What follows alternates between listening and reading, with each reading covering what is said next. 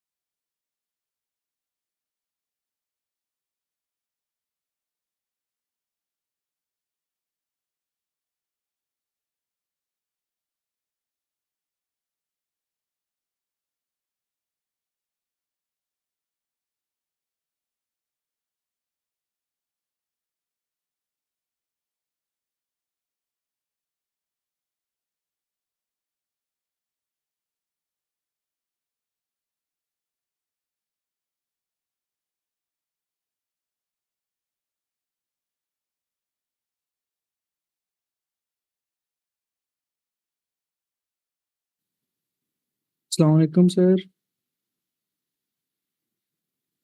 जी वालेकुम सलाम। मुजाहिद, स्टार्ट करें? यस सर, स्टार्ट करें आप लाइव हैं। All right. Thank you very much. जी अस्सलाम वालेकुम to everyone ji. This is Majid. Welcome to the MPT session. Hopefully कुछ स्टूडेंट्स हमें ज्वाइन कर चुके हैं जी लाइव सेशन में। सबसे पहले welcome to all of you इस लाइव सेशन के अंदर। बहुत सारे स्टूडेंट्स जो हैं वो हमें यूट्यूब पे भी अभी ज्वाइन कर रहे हैं साथ साथ।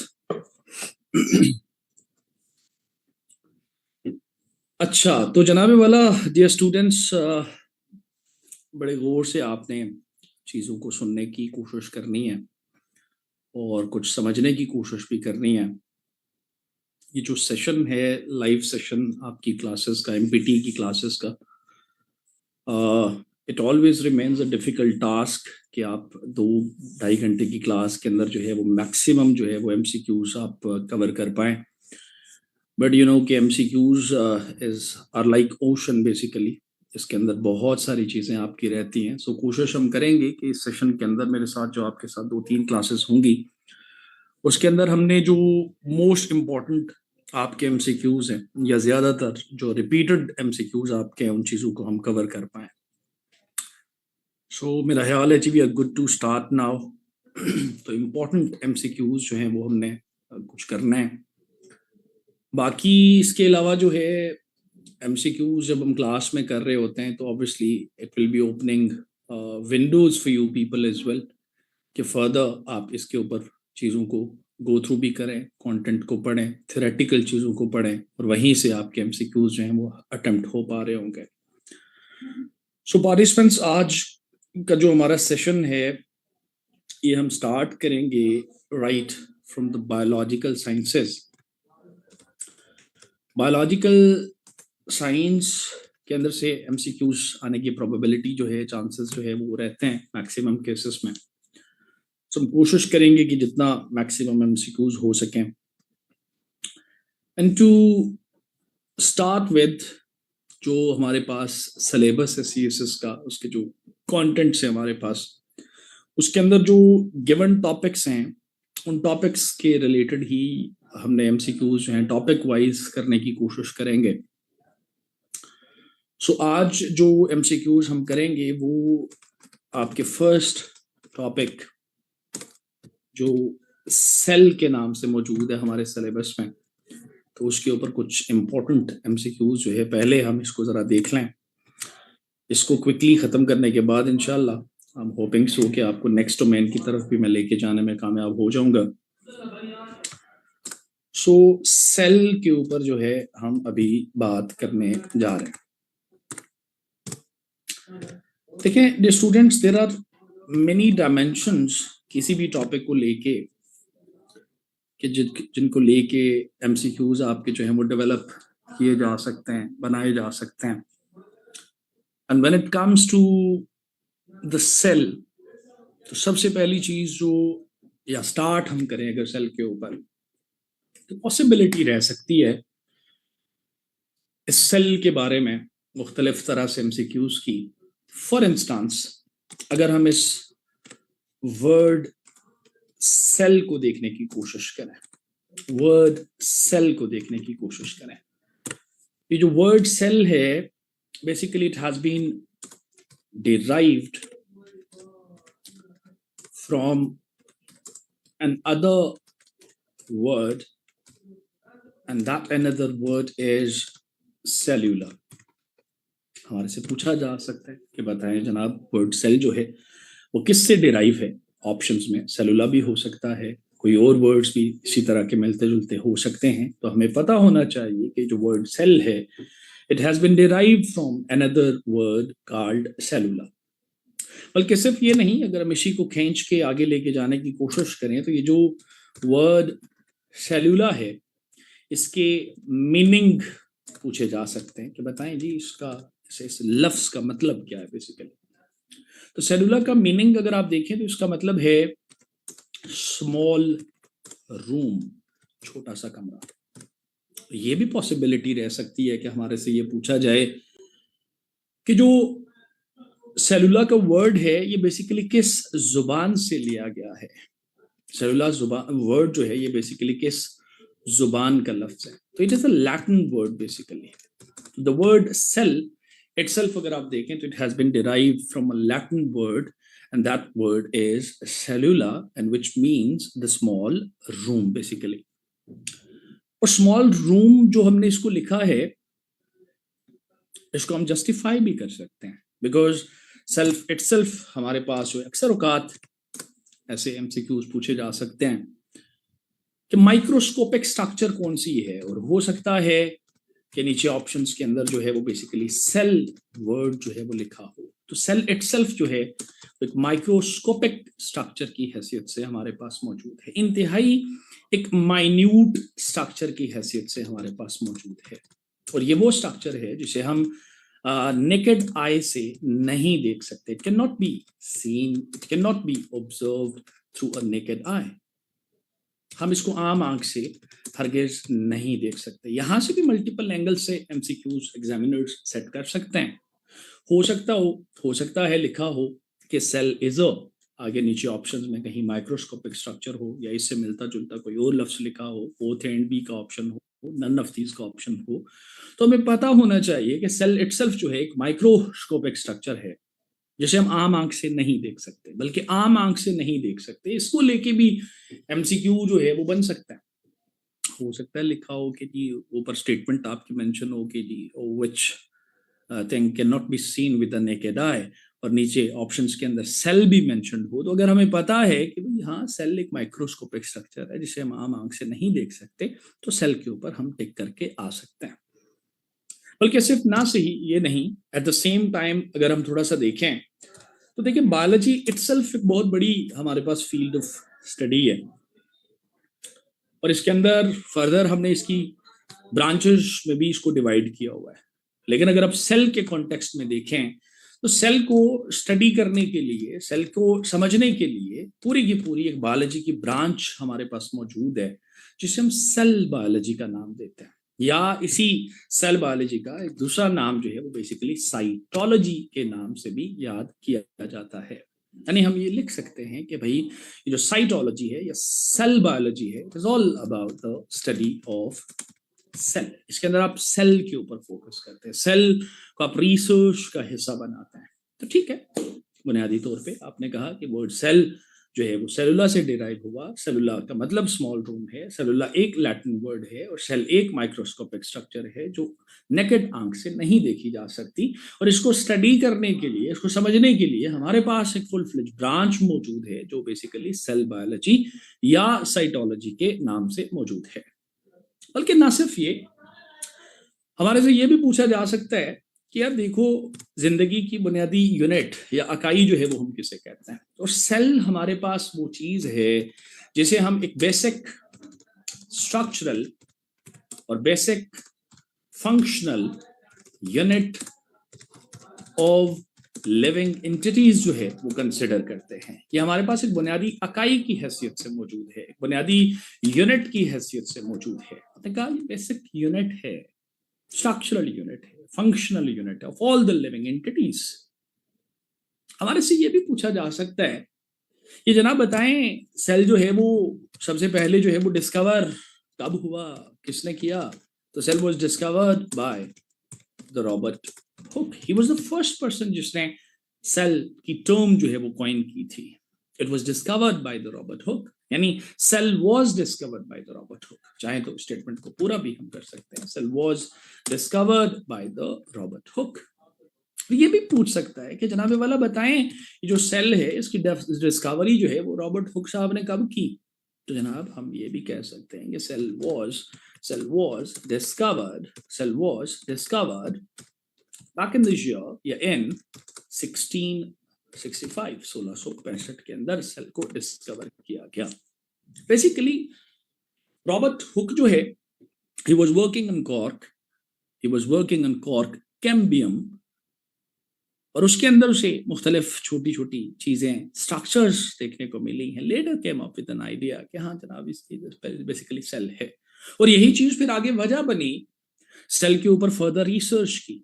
और सेल के ऊपर रिसर्च का आगाज जब हुआ तो उसी के नतीजे में फिर हमने देखा कि पूरी की पूरी बायोलॉजिकल साइंसेस की एक फुल फ्लेज ब्रांच जो है, फील्ड ऑफ स्टडी जो है वो भी स्टैब्लिश करना पड़ गई, जिसे हमने कहा कि भाई सेल बायोलॉजी है, साइटोलॉजी है।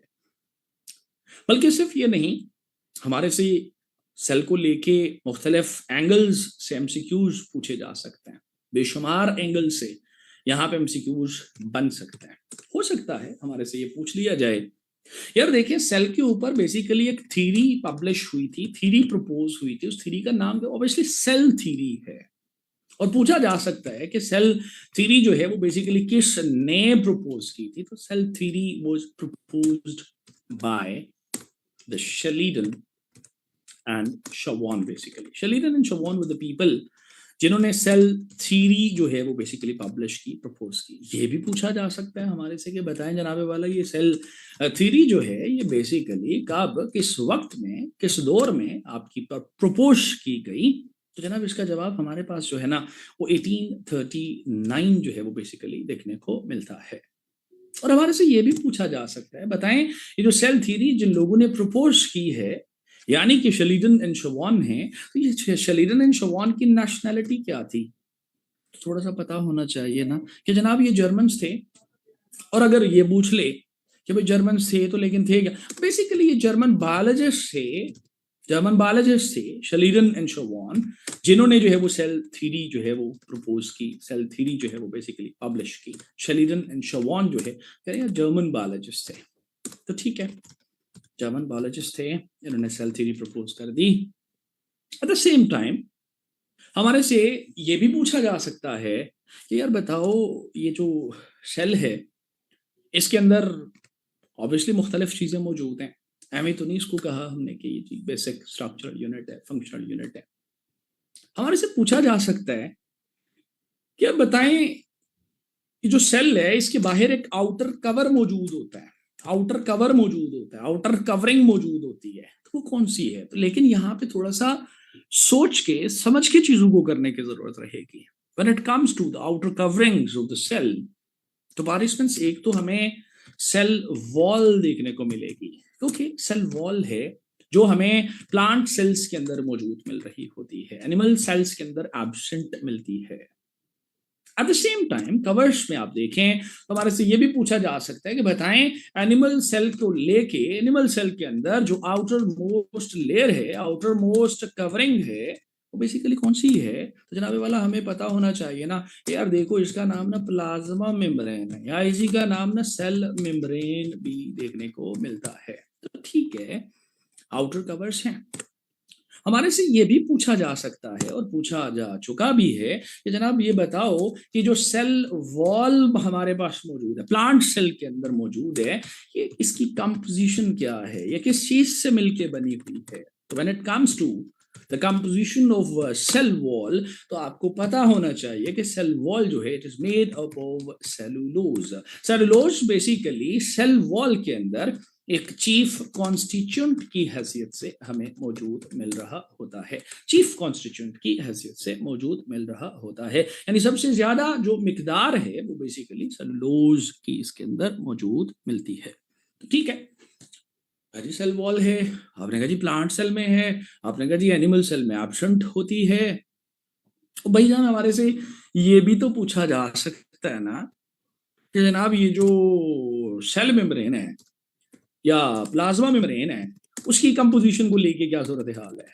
तो भाई सेल मेम्ब्रेन की कंपोजिशन को देखें ना तो जनाबे वाला सेल मेम्ब्रेन जो है ना it is mainly made up of lipids and the proteins, lipids and proteins से मिलके बने, कार्बोहाइड्रेट्स भी हैं बड़ी थोड़ी सी मिकदार में, कॉन्जुगेटेड फॉर्म में। हमारे से ये पूछा जा सकता है कि जनाबे वाला बताओ ये जो सेल है, सेल की जो प्रोटेक्शन है उसके अंदर रोल किस चीज का देखने को मिलता है। तो पता होना चाहिए ना, in case of animal cell कहें तो ये सेल मेम्ब्रेन ही हमें देखने को मिलेगी, लेकिन in case of plant cell हमें देखने को देखें तो इसी हमें सेल वॉल भी देखने को मिलेगी। तो अच्छा ठीक है, सेल को प्रोटेक्शन देना इन मेम्ब्रेन्स का काम है, इन आउटर कवर्स का काम है। और ये भी पूछा जा सकता है कि जनाब बताएं वो एक मॉडल प्रपोज हुआ था फ्लूइड मोज़ेक मॉडल, तो फ्लूइड मोज़ेक मॉडल जो है ना वो किस चीज के रिलेटेड है, किस चीज को रेफर कर रहा है। तो जनाब फ्लूइड मोज़ेक मॉडल जो है ना it was proposed regarding the cell membrane, basically cell membrane plasma membrane के related fluid mosaic model propose हुआ। समटाइम ऐसे करके भी एमसीक्यू पूछा जा सकता है, पूछा जा चुका है कि यार बताओ ये जो सेल है इसके अंदर एक फास्फोलिपिड बाइलेयर होती है, उसका नाम क्या है ना। तो कोई परेशानी वाली बात नहीं है जनाबे वाला, ये जो फास्फोलिपिड बाइलेयर है ना, फास्फोलिपिड बाइलेयर है ना, ये बेसिकली हम सेल मेम्ब्रेन को ही कह रहे होते हैं, सेल मेम्ब्रेन या प्लाज्मा मेम्ब्रेन को ही कह रहे होते हैं। ठीक है, फास्फोलिपिड बाइलेयर डबल लेयरिंग होती है बेसिकली इसके अंदर लिपिड्स की। अब मैं यहाँ पे आपको थ्योरेटिकली तो समझा नहीं सकता डायग्राम बना के कि हाँ भाई ये है, क्योंकि वो तो एक अलग चीज है। अभी तो हमने कोशिश करनी है कि मैक्सिमम से मैक्सिमम एमसीक्यूज हम कर सकें और एमसीक्यूज करते हुए मैक्सिमम विंडोज आपके जहन के अंदर खोली जाए कि भाई ऐसे ऐसे एमसीक्यूज आने के चांसेस हैं या होते हैं। और सिर्फ ये नहीं है, हमारे से ये भी पूछा जा सकता है और पूछा जा चुका है कि जनाब बताओ ये जो सेल है इसके अंदर ना एक फ्लूइड फिल्ड रीजन मौजूद होता है, एक फ्लूइड फिल्ड रीजन जो है वो मौजूद होता है। तो वो फ्लूइड फिल्ड रीजन जो है वो सेल के अंदर किस नाम से है। तो जनाब आपको पता होना चाहिए कि देखो यार सेल के अंदर ना साइटोप्लाज्म नाम की एक चीज है जिसे हम कहते हैं अच्छा फ्लूइड फिल्ड रीजन की हैसियत से है। ये भी पूछ सकता है ना कि यार बताओ ये जो साइटोप्लाज्म है इसके अंदर आपने कहा फ्लूइड फिल्ड रीजन है, तो भाई साइटोप्लाज्म के अंदर मैक्सिमम क्वांटिटी किस चीज की हमें मौजूद मिलती है, मैक्सिमम कॉन्सेंट्रेशन यहाँ पे किस चीज की देखने को मिलती है। तो भाई जनाब मैक्सिमम क्वांटिटी ना आपके साइटोप्लाज्म के अंदर वाटर की है, परसेंटेज में देखें तो 90% वाटर जो है वो आपको इसके अंदर मौजूद मिल जाता है। ये भी पूछा जा सकता है कि बताओ यार सेल के अंदर ऐसी कौन सी चीज है जो दूसरी चीजों को ना साइट फ्राहम करती है, प्रोवाइड साइट। या ऐसी कौन सी चीज है जो दूसरी चीजों को ना सेल के अंदर प्रोटेक्शन फराहम करती है? तो जनाब आपको पता होना चाहिए कि ये जो बुनियादी काम है वो बेसिकली साइटोप्लाज्म में ही करना होता है। इसी के अंदर आपको मुख्तलिफ चीजें, सारी की सारी चीजें इसके अंदर हमें मौजूद मिल जाती हैं। तो ठीक है, आ गया फ्लूइड फिल्ड रीजन है, साइट देता है, प्रोटेक्शन देता है दूसरी चीजों को, दूसरी सेलुलर ऑर्गेनेलीज को।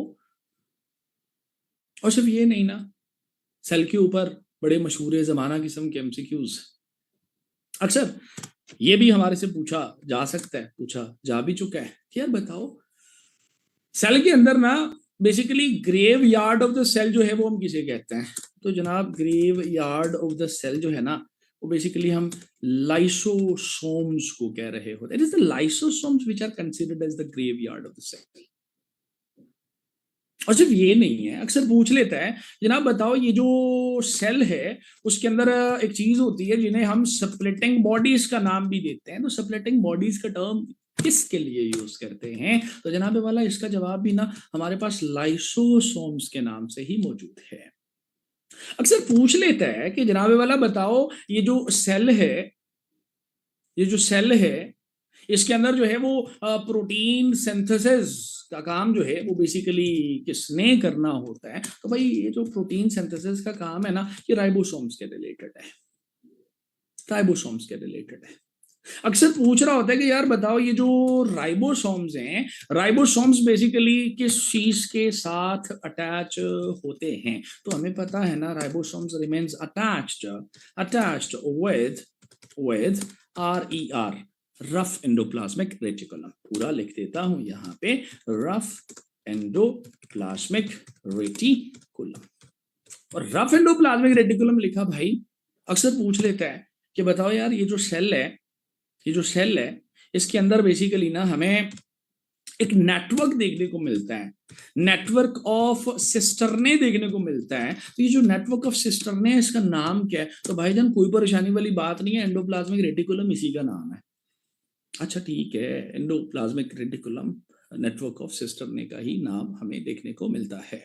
तो ठीक है, आपने कहा यार सेल है, सेल के अंदर मुख्तलिफ चीजें मौजूद हैं और ये एमसीक्यू अभी 26 हो गए हैं और मेरा पेज खत्म हो गया और मैं नए पेज पे जा रहा हूँ, नए पेज पे जा रहा हूँ। और नए पेज पे ये सेव शेव करने वाला चक्कर नहीं होता जी मेरे से, तो मैं इसको बोर्ड को साफ करूंगा और साफ करके आगे बढ़ूंगा।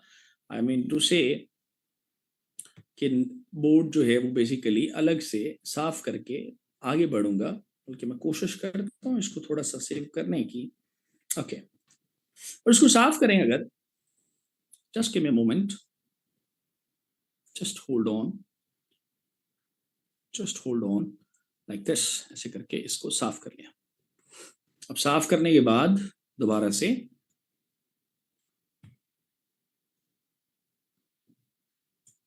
सेल के ऊपर ही अगर बात को कंटिन्यू रखा जाए तो जनाब एमसीक्यू नंबर 27 पे ऊपर अगर आ जाए, अक्सर पूछ रहा होता है कि यार बताओ ये जो सेल है,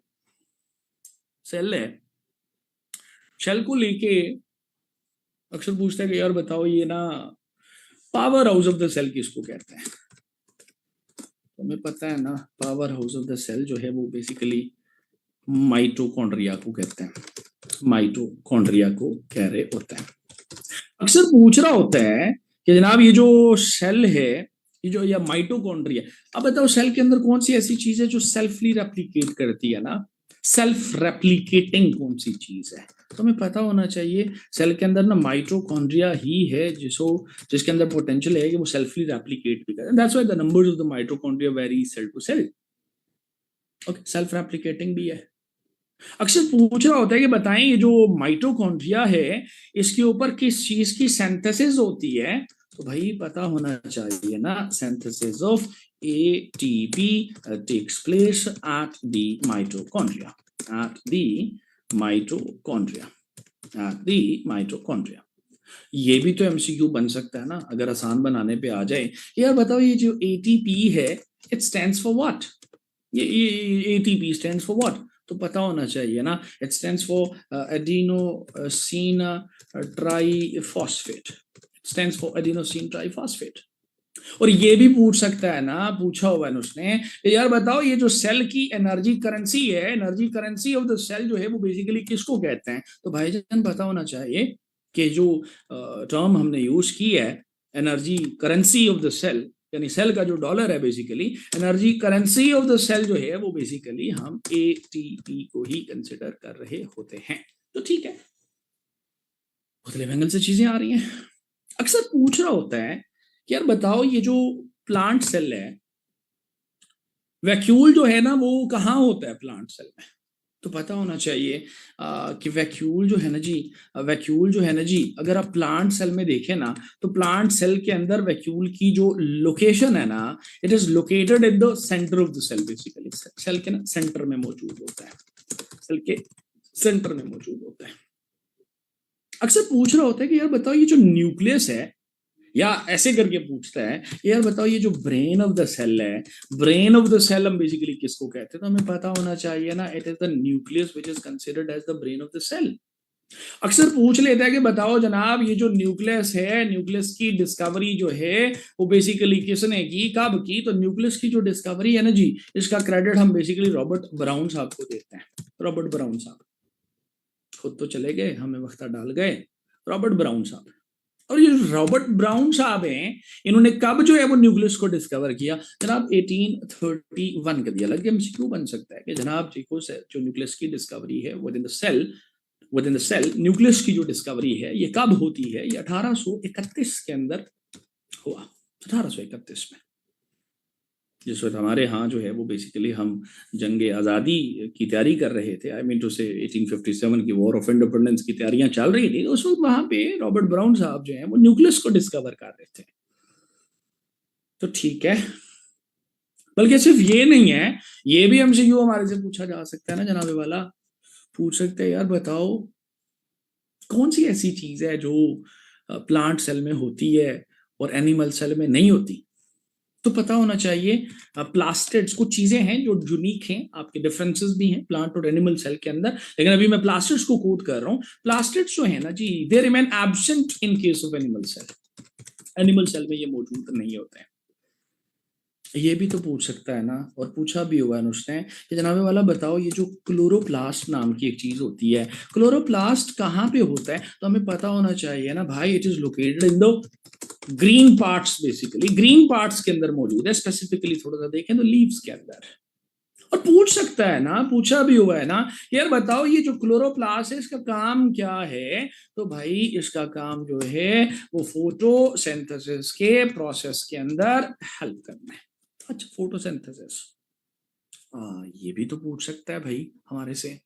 और ये पूछा भी हुआ उसने भाई हमारे से कि यार बताओ ये जो क्लोरोफिल नाम की एक चीज होती है, एक क्लोरोफिल नाम की एक चीज होती है, वो कहाँ पे होती है? अक्सर पूछता है यार ग्रीन पिगमेंट है एक, ऊपर लिखा ग्रीन पिगमेंट इज, नीचे लिखा होगा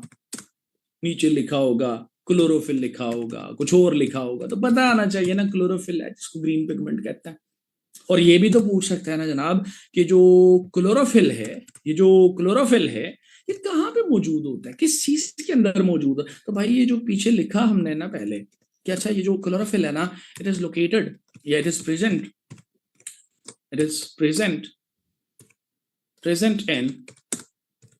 इन क्लोरोप्लास्ट। अच्छा, क्लोरोप्लास्ट के अंदर मौजूद होता है, क्लोरोप्लास्ट के अंदर। ये भी तो पूछ सकता है ना कि जनाबे वाला बताओ ये जो स्टोरेज ऑफ फूड है, स्टोरेज ऑफ फूड जो है ना वो प्लांट सेल के अंदर ना किस चीज के रिलेटेड हमें देखने को मिलती है? तो पता होना चाहिए जनाब ये जो ल्यूकोप्लास्ट नाम की एक चीज होती है, टाइप ऑफ प्लास्टिड है, वो बेसिकली स्टोरेज ऑफ फूड को देख रही होती है। ये भी तो पूछ सकता है ना कि जनाब वाला फूल के अंदर ना जो कलर प्रोडक्शन है, फूल के अंदर ना जो कलर कंट्रीब्यूशन है वो किसके रिलेटेड है? तो जनाब पता होना चाहिए it is again a type of a plastid which is named as the chromoplast, basically जो कि कलर कंट्रीब्यूट करती है, colour production.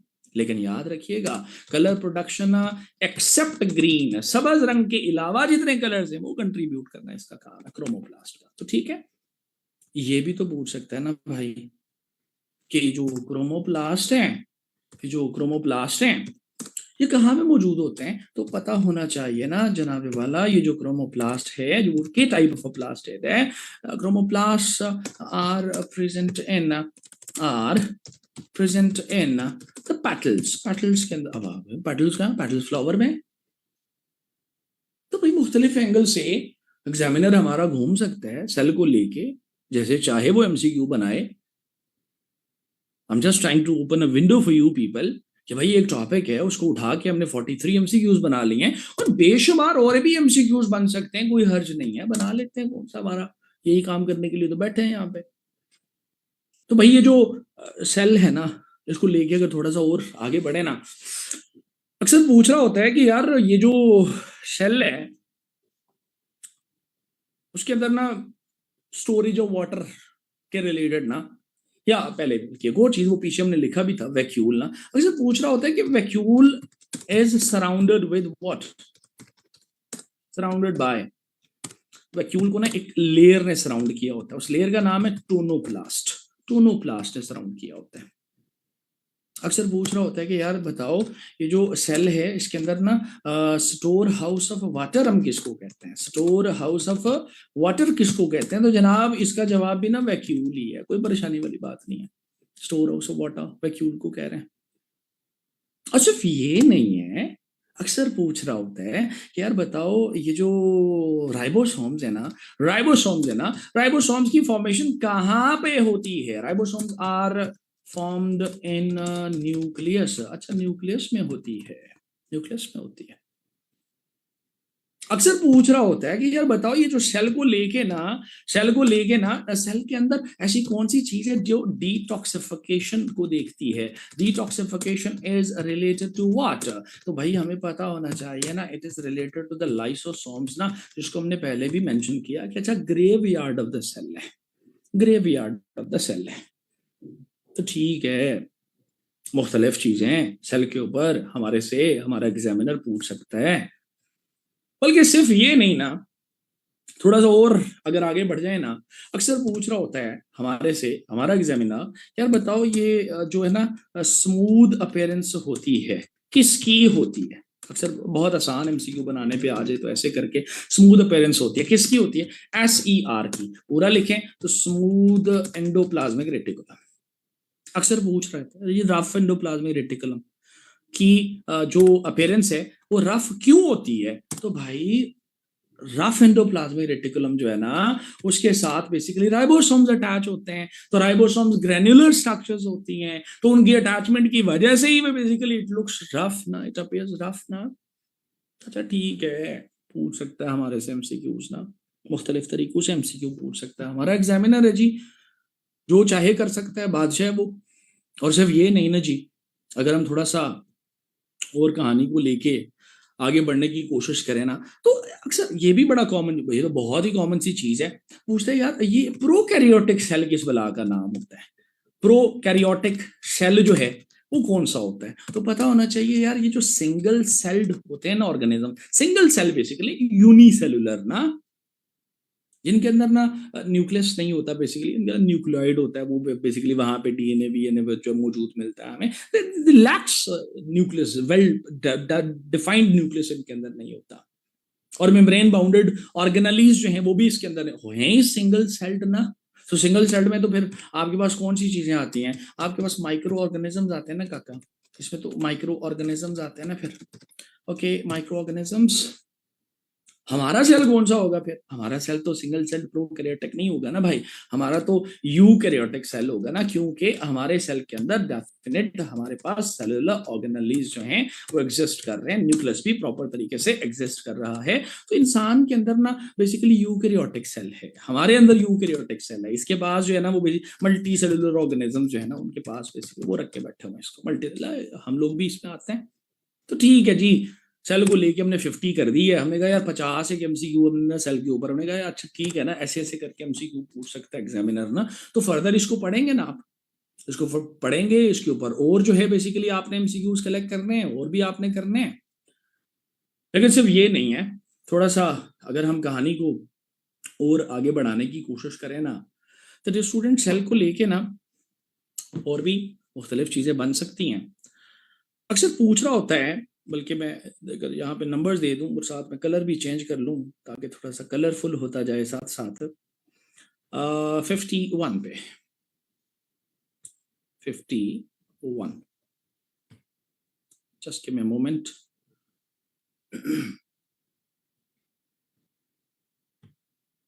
Just give me a moment.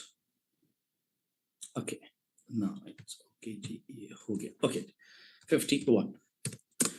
देखो सेल को लेके ना, और अगर हम एमसीक्यूज बनाने की कोशिश करें तो हमारे पास ये भी एक बन सकता है कि यार सेल के अंदर ना गोल्जी कम्प्लेक्स नाम की एक चीज होती है. पूछ सकता है कि गोल्जी कम्प्लेक्स क्या है ना, तो पता होना चाहिए कि गोल्जी कम्प्लेक्स सेल के अंदर तो होते हैं. बेसिकली ये एक network, basically they consist of vesicles के ऊपर मुश्तमिल होता है. वेसिकल्स के ऊपर गोल्जी कम्प्लेक्स. पूछ सकता है कि भाई बताओ ये जो गोल्जी कम्प्लेक्स है ना, ये बेसिकली किसने डिस्कवर किया था. ये तो बहुत ही आसान है. गोल्जी कम्प्लेक्स जो है ना, it was discovered by Camillo Golgi. नाम में ही जवाब है इसके. Camillo Golgi was the person जिसने गोल्जी कम्प्लेक्स को जो है वो बेसिकली डिस्कवर किया था. Camillo Golgi was the person जिसने गोल्जी कम्प्लेक्स को डिस्कवर किया था. तो ठीक है, सेल को लेके मल्टीपल एंगल से एमसीक्यूज पूछे जा सकते हैं. ठीक है, बल्कि सिर्फ ये नहीं ना, ये भी तो पूछ सकते हैं ना कि यार बताओ ये जो सेल है ना, ये जो सेल की टर्म है ना, वो हम किस चीज के लिए अप्लाई नहीं करते. देखो एग्जामिनर है, कुछ भी कर सकता है हमारा एग्जामिनर. हमारे तो वो तो नहीं चाहेगा कि हम जो है ना अच्छे से पास हो जाएं, तो मुश्किल भी चीज कर सकता है ना हमारे लिए थोड़ी सी. तो पूछ सकता है हमारे से कि यार सेल जो है ना, या दी सेल जो है is not applied for what, किसके लिए अप्लाई नहीं होता. तो काका उसका जवाब ना वायरस है. वायरस ये भी पूछ सकता है. या हमारे से हमारा एग्जामिनर ये भी पूछ सकता है कि यार बताओ सेल जो है ना, सेल जो है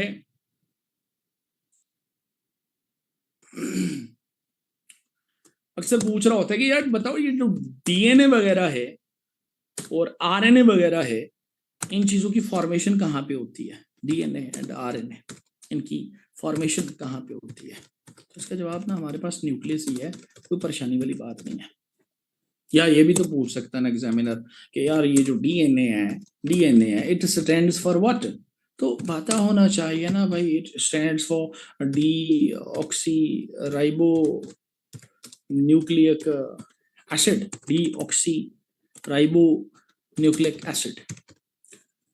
ये भी तो पूछ सकता है ना कि यार बताओ ये जो आरएनए है इट स्टैंड्स फॉर व्हाट. आसान अगर बनाने पे आ जाए, अल्लाह करे आसान रखे चीजों को. आरएनए स्टैंड्स फॉर व्हाट, और आरएनए स्टैंड्स फॉर बताना यार ribonucleic acid. Ribonucleic acid. So participants मुख्तलिफ एंगल से ना आपके सेल को लेके एमसीक्यूज बनाए जा सकते हैं, एग्जामिनर्स भी बना सकते हैं. तो इन एंगल्स को देखते हुए आपकी जो प्रिपरेशन है वो उस तरीके से होनी चाहिए. या इन एंगल्स को ही देख के ओवरऑल जो सेल ऑर्गेनलीज हैं, सेल की पूरी स्ट्रक्चर है, उसको जहन में रखते हुए जो है वो बेसिकली आपने सेल के ऊपर चीजों को एड्रेस करने की, पढ़ने की कोशिश करनी है. और सिर्फ ये नहीं है, अगर हम थोड़ा सा और आगे बढ़े ना, तो स्टूडेंट्स अक्सर जो है एक दो एमसीक्यूज की पॉसिबिलिटी रहती है, क्योंकि बायो की बात हम कर रहे हैं, तो अक्सर जो है बायो की ब्रांचेस को लेके एमसीक्यूज आने के चांसेस रहते हैं. तो बताओ यार ये ब्रांच है, नाम लिखा होता है आगे, फिर कह रहा होता है हाँ बताओ भाई ये ब्रांच ना किसके रिलेटेड है, किस चीज के रिलेटेड है, इसमें क्या चीज स्टडी की जाती है. तो हमें थोड़ा सा जो मशहूर बायो की ब्रांचेस हैं उनके ऊपर भी जो है वो पता होना जरूरी है.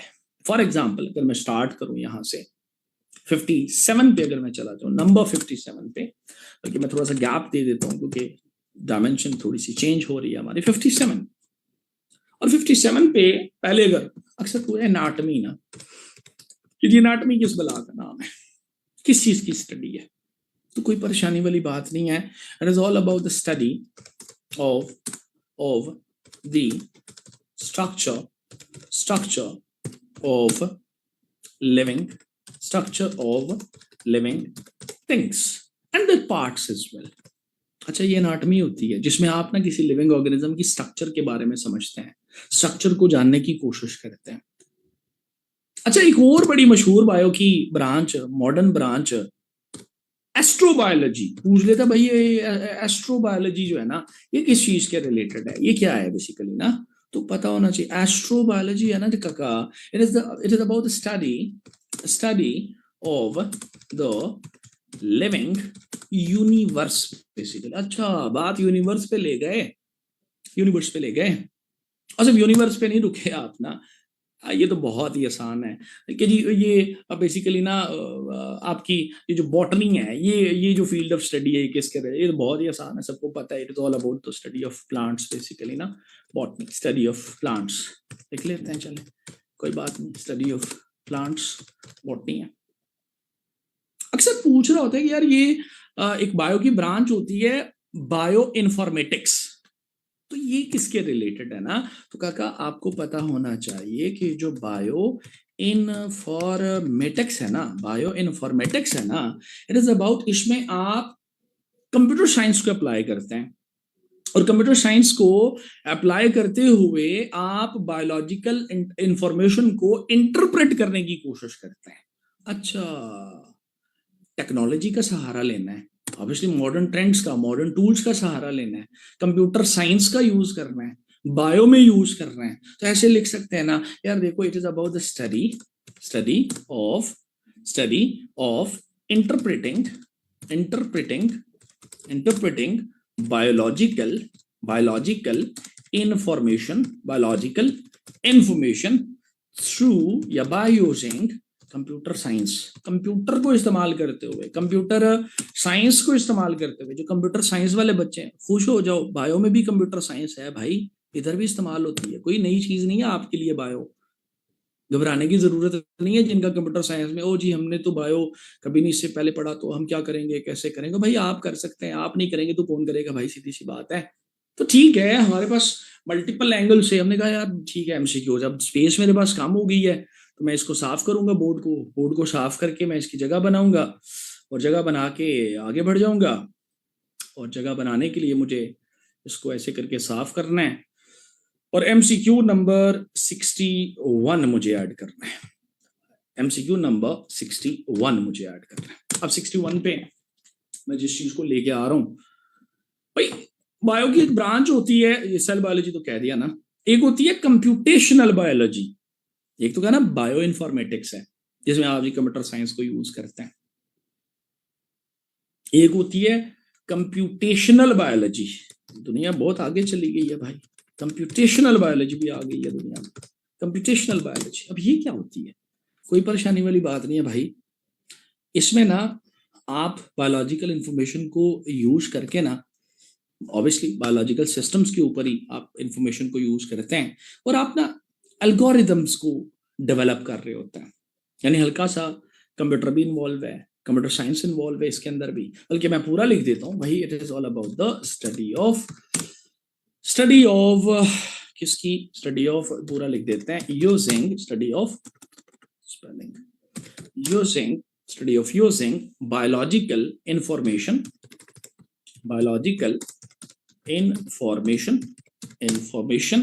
to develop algorithms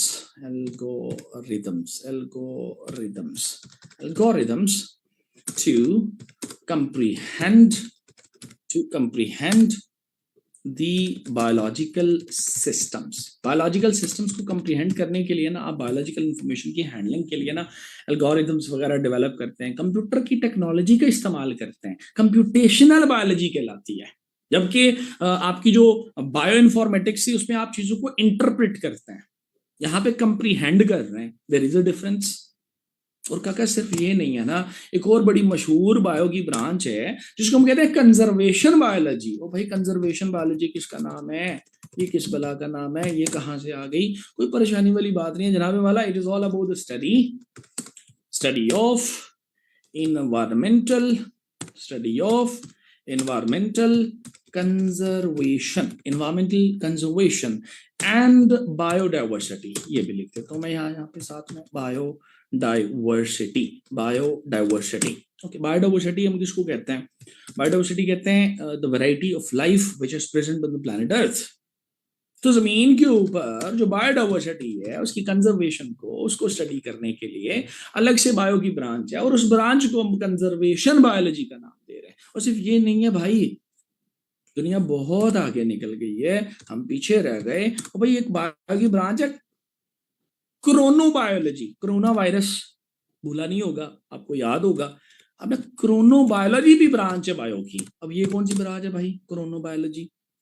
कोई परेशानी वाली बात नहीं है जनाब वाला। It is about the study of effects, study of effects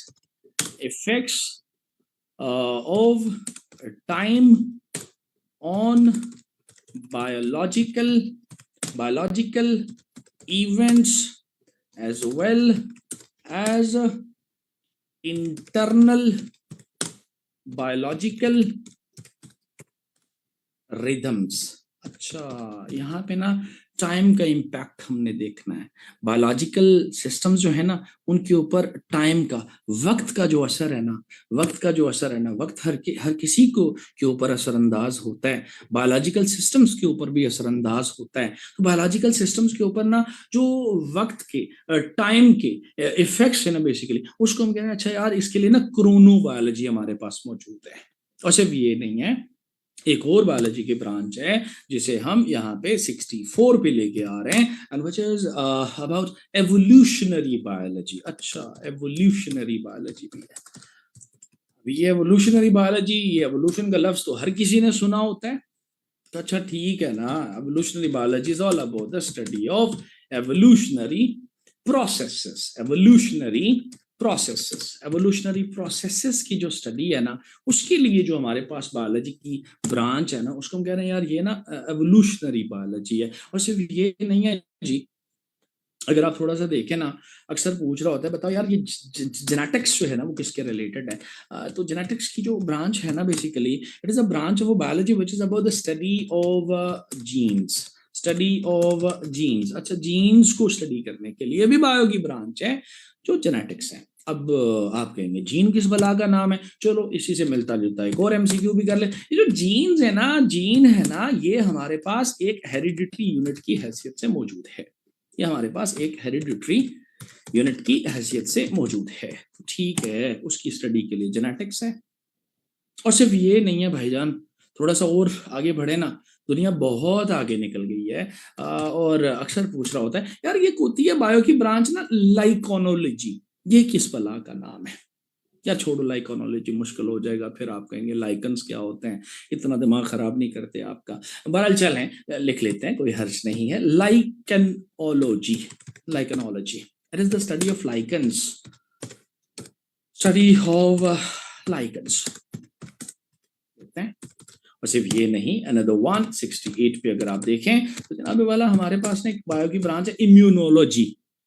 bio तो सुना था, ये आज हमारे साथ क्या हो रहा है, कोई लाइकनोलॉजी निकल रहा है, कोई इम्यूनोलॉजी निकल रहा है। और बायो वाले बच्चे खुश हो रहे होंगे कि जनाब क्या, तो कुछ तो हमारे सब्जेक्ट के रिलेटेड चीजें आ रही हैं। भाई it is all about the study of the immune system, basically study of the immune system. आप देख रहे हैं नॉलेज की हैंडलिंग को आसान बनाने के लिए हमने बायो को आगे मेनी ब्रांचेस के अंदर डिवाइड किया हुआ है, मल्टीपल ब्रांचेस के अंदर डिवाइड किया हुआ है। और सिर्फ ये नहीं है जनाब, अगर आप थोड़ा सा और आगे बढ़े ना तो एक और जो है ना वो बेसिकली फील्ड ऑफ स्टडी जो हमें देखने को मिलती है 69 के ऊपर एमसीक्यू अगर लेके आ जाए ना, ये तो बहुत आसान है। खैर माइक्रो बायोलॉजी जो है, ये तो माइक्रो बायोलॉजी लिखा हुआ है तो ये तो पता होगा कि अच्छा यार it is all about the study of micro organisms basically study of micro organisms. बल्कि न सिर्फ ये चीज़ भी बहुत आसान है, ये भी पता होगा मैक्सिमम बच्चों को कि जोलॉजी का जो टर्म है, जोलॉजी जो हमारे पास फील्ड ऑफ बायोलॉजी है basically, it is all about the study of animals basically. तो ठीक है यार, मुख्तलिफ ब्रांचेज हैं बायो की, मुख्तलिफ ब्रांचेज हैं बायो, ये ब्रांचेज ख़त्म नहीं होंगी, ये बहुत सारी हैं। अगर आप थोड़ा सा और आगे चले जाए ना तो एक बायो की ब्रांच होती है माइकोलॉजी। माइकोलॉजी किसको कहते हैं भाई? फंजाई, नाम तो सुना होगा जिंदगी में ना। तो कहा it is all about the study of fungi basically. अच्छा, फंजाई को स्टडी करने की अलग से ब्रांच है बायो की, माइकोलॉजी। माइकोलॉजिस्ट भी होगा फिर। सिर्फ ये नहीं है ना जी, अगर हम थोड़ा सा और आगे बढ़ने की कोशिश करें ना, तो आगे थोड़ा सा और मेडिकल साइड पे निकल जाएं, तो आगे हमारे पास एक न्यूरोबायोलॉजी भी होती है, न्यूरोबायोलॉजी भी होती है। और न्यूरोबायोलॉजी जो है ना, उसे आप देखें ना, तो students it is all about the study of neuro लिखा हुआ है ना, तो पता होता है कि चाहिए ना नर्वस सिस्टम के रिलेटेड है, स्टडी ऑफ नर्वस, या बल्कि पूरा लिख देते हैं नर्वस सिस्टम के रिलेटेड है, उसके रिलेटेड है। उसको समझने के लिए, उसको जानने के लिए हमारे पास बायो की ब्रांच है। और एक और बड़ी मशहूर, जब आपने फंगी का जिक्र किया है, तो फिर हम एलजी को कैसे छोड़ सकते हैं, उसको भी लेके आ जाते हैं यार। एलजी जो है ना, वो ग्रीन से कवर होता है बेसिकली ना, आपके वाटर बॉडीज के ऊपर जमा हो जाता है, कई बार जिंदगी में आपने देखा होगा। तो वो जो स्टडी ऑफ एलजी है ना, उसके लिए भी बायो की ब्रांच है, और उसको हम फाइकोलॉजी का नाम देते हैं। अच्छा, phycology, it is about the study of LG basically ना, एलजी की स्टडी के लिए मौजूद है। तो ठीक है यार, हमारे पास ना जो है वो मुख्तलिफ चीज़ों को या बायोलॉजी को हमने आगे डिवाइड किया मुख्तलिफ एंगल से, चीज़ों को समझने के लिए, परखने के लिए, अपने कामों को आसान बनाने के लिए। बल्कि एक और बड़ी मशहूर है आपकी जो है ना, वो बायो की ब्रांच है, जिसको हम टेक्सोनोमी का नाम देते हैं। टेक्सोनोमी का नाम देते, टेक्सोनोमी कहें, टेक्सोनोमी कहें, कुछ तो कहें, याद रखें यार। देखो, हमने ना लिविंग ऑर्गेनिजम्स को ना साइंटिफिक नेम भी दियो में, नाम दियो में। जैसे हम अपने आप को कहते हैं यार साइंटिफिकली ना, इंसान होमोसेपियन है, होमोसेपियन, कई बार सुना होगा आपने। प्लांट्स को भी हमने नाम दिए हुए मुख्तलिफ ना, कहीं पाइनस है, को पाइनस कैवेलिशियाना है, कहीं पे जो है ना रॉक्सबर्जाई है, कहीं हमारे पास जो है ना वो बेसिकली मिलिया एज अ डायरेक्टा है। बेशुमार हमने नाम दिए हुए हैं, कोई प्लांट्स को अलग दिए हुए हैं, एनिमल्स को अलग दिए हुए हैं। तो ये जो बेसिकली बायोलॉजिकल चीज़ों को आपने नाम दिए ना, उनकी जो क्लासिफिकेशन वगैरह की है ना, उनको क्लासीफाई वगैरह हम करते हैं ना, इस चीज को देखने के लिए ना अलग से बायो की ब्रांच है, अलग के फजल से ना उसको अरेंज करना, क्लासीफाई करना, और उस ब्रांच को ना टेक्सोनोमी का नाम देते हैं। उस ब्रांच को ना हम टेक्सोनोमी का नाम देते हैं। और सिर्फ ये नहीं है भाई, जब आपने इतना सारा कह दिया, तो चलो एक आध और लिख लेते हैं, कौन सा हमारा ज्यादा वक्त लगेगा। एक बायो की ब्रांच होती है वायरोलॉजी। अब ये तो नाम से पता चल रहा है ना काका, क्या अच्छा जनाब, it is about the study of viruses. अच्छा, वायरस को स्टडी करने के लिए अलग से हमने बायो की ब्रांच जो है ना बेसिकली उसको इस्टेब्लिश किया हुआ है, उसको डेवलप किया हुआ है। तो ठीक है जी, हमारे पास बायो की मुख्तलिफ ब्रांचेस जो हैं मौजूद हैं, और इन ब्रांचेस के अंदर एक पर्टिकुलर डोमेन के अंदर मुख्तलिफ चीज़ें आ रही हैं, और इन मुख्तलिफ चीज़ों को हम स्टडी करते हैं, और स्टडी करते हुए हम इल्म हासिल करने की कोशिश कर रहे होते हैं। और मोटी मोटी वैसे तो ब्रांचेस और भी बहुत सारी हैं डियर स्टूडेंट्स, लेकिन 2 घंटे का सेशन है आपके साथ, तो 2 घंटे में मुझे मैक्सिमम डोमेन्स भी कवर करनी है। सो जो हमारी इसके ऊपर डिस्कशन है वो यहीं तक मैं क्लोज कर रहा हूँ। इसके अलावा द स्टूडेंट्स, अभी जो है मैं आपको एक और चीज़ की तरफ लेके जाऊंगा। और जो एक और चीज़ है, एक और जो डायमेंशन है, जो बेसिकली अक्सर एमसीक्यूज, एक आध एमसीक्यू या 2 एमसीक्यू तो आपके अक्सर हमें देखने को मिले हैं कि आते हैं यहाँ से, तो उसी की तरफ जाऊंगा। अक्सर जो स्टूडेंट्स हमारे से एमपीटी के अंदर भी, और वैसे भी आपके जो एमसीक्यूज होते हैं आपके मतलब आपके फाइनल एग्जाम्स के अंदर भी, जो एमसीक्यू जीएसए के पेपर होता है उसके अंदर भी ऑब्वियसली 20 नंबर के एमसीक्यूज होते ही हैं। तो अक्सर जो है ना हमारे से जो मेजरिंग इंस्ट्रूमेंट्स हैं उनके ऊपर हमें लाजमी कोई ना कोई चीज़ जो है वो मिल रही होती है। तो मैं उसको भी आज डिस्कशन का हिस्सा बनाऊंगा, सो दैट के मैक्सिमम डायमेंशंस भी मैं कवर करता चाहूँ। तो अभी जो है मैं आपको कुछ इंस्ट्रूमेंट्स की तरफ लेके जा रहा हूँ, उनके यूज की तरफ लेके जा रहा हूँ, और यहाँ से अल्लाह करे 2-3 एमसीक्यूज आ जाएं, आने चाहिए वैसे। तो participants, when it comes to the instruments ना, ऑब्वियसली मुख्तलिफ चीज़ों को मेजर वगैरह करने के लिए हम मल्टीपल इंस्ट्रूमेंट्स का यूज जो है वो कर रहे होते हैं। 1 by 1 अगर मैं लेके आऊँ, नंबर्स मैं इसी तरह रखूंगा, 76 ही चला रहा हूँ, और नंबर 76 पे पहला जो मीटर मैं लेके आ रहा हूँ, आपसे पूछा जा सकता है, नाम लिखा होगा नीचे ऑप्शंस में या ऊपर कोई चीज़ लिखी होगी, तो मैं पहले जो है वो बल्कि मैं ऐसे करता हूँ, मैं पहले मीटर का नाम लिख लेता हूँ, और उसके सामने उसका यूज या उसका पर्पस जो है वो लिख लूंगा, ताकि चीजें फिर वो जो भी पूछे, जैसे भी पूछे। कभी होता है कि ऊपर मीटर का नाम लिखा होता है कि जी ये मीटर है और बताओ ये किसके लिए यूज होता है, तो कभी जो है ना वो ऊपर चीज लिखी होती है यानी यूज लिखा होता है और नीचे मीटर का नाम ऑप्शंस में होता है कि बताओ इस चीज के लिए ना कौन सा मीटर यूज किया जाता है या यूज किया जा रहा है। तो जैसे भी वो पूछे बात तो एक ही है, जो है ना वो आपको पता होना चाहिए। तो देखो सबसे पहली चीज ना एक्सेलरोमीटर में लेके आ रहा हूँ। एक्सेलरोमीटर, अच्छा जी, एक्सेलरेशन से निकला है तो समझ आ जानी चाहिए कि जो एक्सेलरोमीटर है इसका काम बुनियादी तौर पे it measures the physical acceleration. Physical acceleration जो है उसको मेजर करने के लिए ये मीटर इस्तेमाल होता है। सिर्फ ये नहीं स्टूडेंट्स, एक और मीटर जो हम नंबर 77 पे लेके आ रहे हैं which is the actinometer. Basically actinometer, actinometer. और एक्टिनोमीटर देखे ना तो इसका बुनियादी काम जो है वो बेसिकली जो सनलाइट है उसकी जो पावर है, हीटिंग पावर है, उसको मेजर करने के लिए, या अगर मैं ये कहूँ कि जो सोलर रेडिएशंस की इंटेंसिटी है उसको मेजर करने के लिए एक्टिनोमीटर का इस्तेमाल किया जाता है। यानी it measures the intensity of solar radiations या solar heat, जो पसंद आए आप लिख सकते हैं, solar radiations। सिर्फ ये नहीं, अक्सर औकात ये पूछ रहा होता है, एक और भी 78 पे रख रहे हैं, and if my memory is supporting, एक मीटर यूज होता है जो आपकी जो इलेक्ट्रिक करंट है उसको रिस्टोर करने के लिए यूज होता है। उसको एक्यूमुलेटर कहते हैं, एक्यूमुलेटर, एक्यूमुलेटर, एक्यूमुलेटर। और एक्यूमुलेटर हम कह रहे हैं कि इट इज अ मीटर या इट इज अ डिवाइस, जो भी आप कहें, टू इट इज यूज्ड, बल्कि पूरा लिख देता हूं, used to restore the electrical current.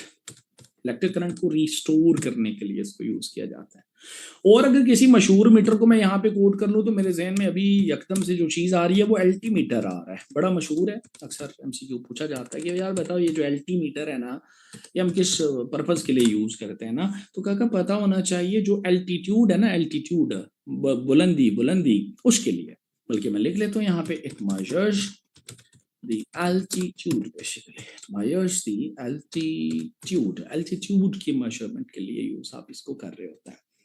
बल्कि ना सिर्फ ये, अक्सर पूछ रहा होता है कि यार एक मीटर होता है, बल्कि मैं थोड़ी सी स्पेस बना लूं यहाँ पे, और स्पेस बना के मैं अगर 80 नंबर भी दे दूं तो हमारे से पूछ रहा होता है यार एक मीटर होता है एनीमोमीटर, तो ये किस पर्पस के लिए यूज करते हैं एनीमोमीटर। तो एनीमोमीटर जो है ना जी, ये हम यूज करते हैं to measure the speed and velocity of wind, basically हवा की स्पीड को मेजर करने के लिए वेदर फोरकास्ट रिपोर्ट आती है, वो जी जो है ना हवाएं जो हैं वो इतने किलोमीटर पर आवर के हिसाब से मूव कर रही हैं, वो कहाँ से पता चल जाता है इधर बैठ के हमें? वो भाई मीटर्स यूज होते हैं ना, डिजिटल हो गई दुनिया, बहुत आगे निकल गई दुनिया टेक्नोलॉजिकली, हम अभी इधर ही बैठे हैं। तो खैर न सिर्फ ये, अगर हम थोड़ा सा आगे बढ़े तो 81 पे हमारे पास एक और चीज हम लेके आ रहे हैं व्हिच इज ऑडीमीटर। ऑडीमीटर इसको भी लेके आते हैं, ऑडीमीटर। एक तो ऑडी गाड़ी होती है ना, उसको नहीं अभी ध्यान में रखना आपने, ठीक है, मिल जाएगी इंशाल्लाह, अल्लाह आपको जो है ना वो देगा। और बल्कि ऑडियोमीटर कहें तो ज्यादा, बल्कि पहले ऑडीमीटर ले, ऑडियोमीटर अलग होता है, ऑडीमीटर अलग होता है। देखो ये जो ऑडीमीटर है ना, इसको देखें तो इट इज रिस्पॉन्सिबल टू या being used to measure, it measures it measures क्या कहते हैं उसको अपना, जो ऐसी आवाजें ना जो बहुत कम हमें सुनाई देती हैं उन्हें मेजर करने के लिए ऑडीमीटर हम यूज, इट मेजर्स हियरिंग, या ये भी लिख सकते हैं, इट मेजर्स हियरिंग और लीस्ट ऑडिबल साउंड्स, जो बहुत कम साउंड्स हैं बेसिकली, उन्हें सुनने के लिए हम इस मीटर को यूज कर रहे होते हैं। और इसी तरीके से ऑडियोमीटर भी एक होता है, एक होता है ऑडीमीटर, एक होता है ऑडियोमीटर। अभी जो ऑडियोमीटर है उसे आप देखें तो इसको यूज करने का पर्पस जो है basically it is responsible to measure, it measures the क्या कहते हैं अपना, it measures the intensity of the sound basically. Intensity of the sound, basically sound की इंटेंसिटी के लिए जो है उसको मेजर करने के लिए जो है वो बेसिकली ये यूज होता है।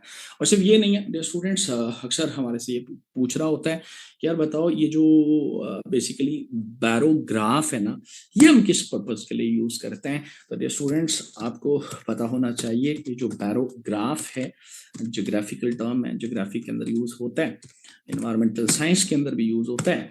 बैरोग्राफ जो है ना, basically it measures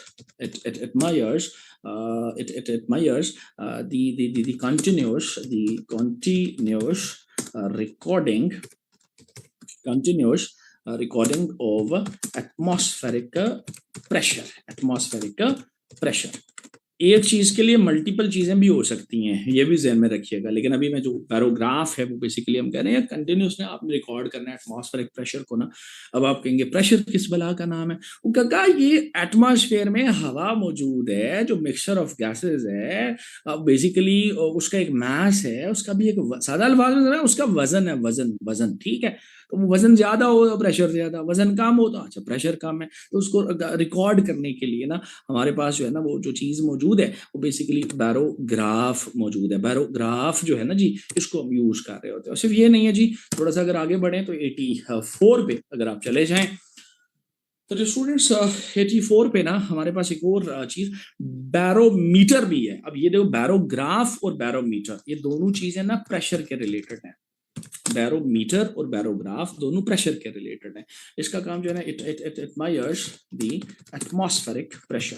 अब देखो फर्क नजर आ रहा है, उधर आप कंटिन्यूअस बेसिस के ऊपर आप जो मेजर करने के लिए यूज है बैरोग्राफ ना, अच्छा लगा देते हैं ग्राफ, बताता रहता है उसके ऊपर फिगर बनती रहती है। ये तो मीटर है, डायरेक्टली हमें बताएगा हाँ भाई ये सूरत हाल चल रही है। और सिर्फ ये नहीं है, अक्षर औकात जो है ना वो, बल्कि ये तो बहुत आसान है, ये तो पता होगा आप लोगों को, माशाल्लाह से पढ़ी लिखी ऑडियंस मेरे सामने बैठी है। ऐसा नहीं है कि कोई जो है ना वो बाइनोक्यूलर डिवाइस है। बेसिकली ये हम किस पर्पस के लिए यूज करते हैं ना, तो बेसिकली ये एक डिवाइस है जो हम यूज करते हैं to view the distant objects ना, to view the distant objects ना, डिस्टेंट ऑब्जेक्ट्स को देखने के लिए हम इसको यूज कर रहे होते हैं। और सिर्फ ये नहीं है जी, थोड़ा सा और आगे बढ़े 86 पे चले जाएं तो जी स्टूडेंट्स हमारे पास एक और मीटर भी मौजूद है जो बेसिकली हम यूज कर रहे होते हैं, कैलोरी मीटर। ये भी कैलोरी मीटर ये वो वाला ना समझिएगा जो कैलोरीज वाला होता है, वो हमारी वो उसके रिलेटेड नहीं है। इसको यहाँ पे लेके आ रहे हैं कैलोरी मीटर। और ये कैलोरी मीटर जो है ना जी, इसका काम होता है हीट की क्वांटिटी को मेजर करना। It measures the quantity of heat basically, it measures the quantity of heat basically। और सिर्फ ये नहीं है स्टूडेंट्स, और भी बहुत सारी चीजें हैं। बड़ा मशहूर एक चीज है, ये भी बायो के रिलेटेड आ रही है, तो चाहे तो नोट कर सकते हैं इसको भी। नंबर 87 पे देखें, कार्डियोग्राम, हार्ट स्पेशलिस्ट हैं। कार्डियोग्राम बेसिकली हम किसके लिए यूज करते हैं जी, आपकी जो हार्ट है उसकी मूवमेंट्स को ट्रेस करने के लिए जो है वो बेसिकली इसको हम यूज करते हैं। और ये चीजें कार्डियोग्राफ के ऊपर जो है ना बेसिकली रिकॉर्ड होती रहती हैं। मैं लिख देता हूँ यहाँ पे, इट इज रिस्पॉन्सिबल या it traces the movement of heart basically, movement of heart जो है उसको बेसिकली ट्रेस करने के लिए आप इसको यूज करते हैं। स्पेलिंग गलत कर दिया मैंने, मैं ठीक कर लेता हूँ इसको, सॉरी टाइपिंग मिस्टेक है, अब क्या करें। It traces the movement of heart basically. और साथ में मैं ये भी लिख रहा हूँ कि इसका जो रिकॉर्ड है, ये रिकॉर्ड कहाँ पे हो रहा है, it is recorded on cardiograph basically, cardiograph. सिर्फ ये नहीं है, 88 पे अगर आप चले जाएं जो स्टूडेंट्स हमारे पास, देखो मीटर्स में आ जाएं तो ये बहुत सारे बन जाते हैं, काफी सारे मीटर्स हैं, हर पर्पस के लिए हमने चीजें जो हैं वो बेसिकली डिजाइन की हुई हैं। लेकिन एक और जो मशहूर चीज आप देखें तो अक्सर जो है जो हमें जो है वो हमारे से जो है वो पूछी जा सकती है, इलेक्ट्रोस्कोप के बारे में पूछ सकता है कि बताओ यार ये इलेक्ट्रोस्कोप जो है ना ये क्या करती है ना, किस पर्पस के लिए यूज करते हैं। तो पता होना चाहिए बेसिकली एक ऐसी डिवाइस है, ये हमारे पास एक डिवाइस है हमारे पास जिसका काम जो है ना बेसिकली डिटेक्शन करना है। और किस चीज की डिटेक्शन करना है, यानी कंफर्म करती है हमें ना, detection of the presence of electric charge ना, डिटेक्शन ऑफ इलेक्ट्रिक चार्ज ना, इलेक्ट्रिक चार्ज को डिटेक्ट करने के लिए ये डिवाइस जो है वो बेसिकली हम यूज करते हैं, या ये डिवाइस जो है वो यूज की जाती है। इसके अलावा अगर आप देखें 89 पे हमारे पास अगर कोई लेके आए, कोई डिवाइस लेके आए, तो एक और जो मशहूर चीज मेरे जहन में आ रही है, हाइड्रोमीटर जो है ना, वो अक्सर पूछ रहा होता है हाइड्रोमीटर। बताओ ये हाइड्रोमीटर किस क्या क्या करता है ना, तो काका पता होना चाहिए। ये हाइड्रोमीटर जो है ना, इसका काम जो है ना, इट मायर्स दी क्या कहते हैं इसको, ग्रेविटी ऑफ लिक्विड्स उसको मेजर करने के लिए इसे आप यूज करते हैं। इसी तरीके से 90 पे आप चले जाएं, 90 से मतलब 90 पॉइंट नहीं है जो कभी अल्ताफ साहब का होता था कराची में, यहाँ पे 90 फिगर है, मेरा मतलब है नंबर है बेसिकली। अब 90 पे आप देखें तो हाइड्रोमीटर के बाद अब देखें ना, तो हमारे पास एक होता है हाइग्रोमीटर। ये भी तो है ना यार, हाइग्रोमीटर। अभी जो हाइग्रोमीटर है, इसे आप देखें तो ये ना हवा के अंदर जो नमी होती है, नमी, ह्यूमिडिटी, उसको मेजर करने के लिए होता है बेसिकली। नमी जो ह्यूमिडिटी होती है उसको मेजर करने के लिए होती है। It measures the humidity, basically it measures the humidity को मेजर करने के लिए। सो पार्टिसिपेंट्स तकरीबन 90 एमसीक्यूज हुए हैं अभी तक हमारे। कोशिश है कि जितने मैं मैक्सिमम कर सकूं। आगे बढ़ते हैं और स्पेस बनाते हैं, बोर्ड पे जगह बनाते हैं पहले, और जगह बना के इसको साफ करना पड़ेगा बोर्ड को, और साफ करके एमसीक्यू नंबर 91 पे अगर हम चले जाएं। Just hold on, give me a moment, थोड़ा सा मैं पानी पीना है जी।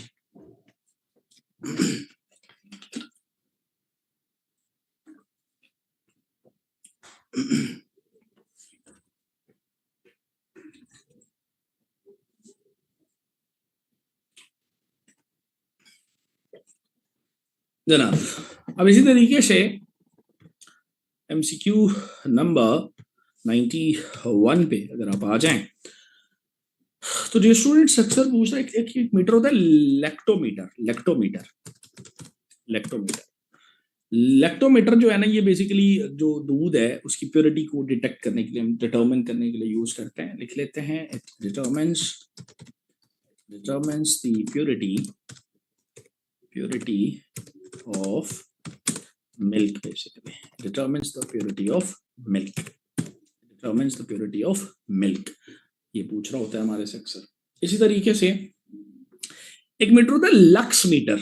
एक तो है लक्स साबुन भी होता है, वो नहीं, एक होता है लक्स मीटर। देखो लक्स मीटर जो है ना, इसका जो बुनियादी काम है, लक्स मीटर का जो बुनियादी काम है ना, इसे हम यूज करते हैं to measure the intensity of light. अब देखो ऊपर हमने सोलर रेडिएशन की इंटेंसिटी को मेजर करने के लिए अलग से मीटर कोट किया हुआ है, ये भी है हमारे पास, राइट। एक चीज के लिए दो तीन चीजें हो सकती है। इट मेजर्स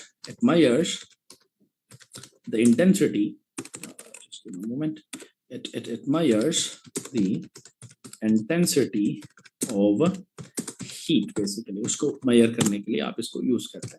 इसी तरीके से 93 पे आप देखें तो हमारे पास एक और मीटर मौजूद है जिसको अक्सर यूज, बल्कि ये तो पता है आप सबको ना, माइक्रोफोन। कि जी माइक्रोफोन किसके लिए यूज होता है, तो का माइक्रोफोन जो है ना, it is being used to convert the sound waves into the electrical vibrations, और फिर वो मैग्नीफाई होके साउंड बनती है बेसिकली ना।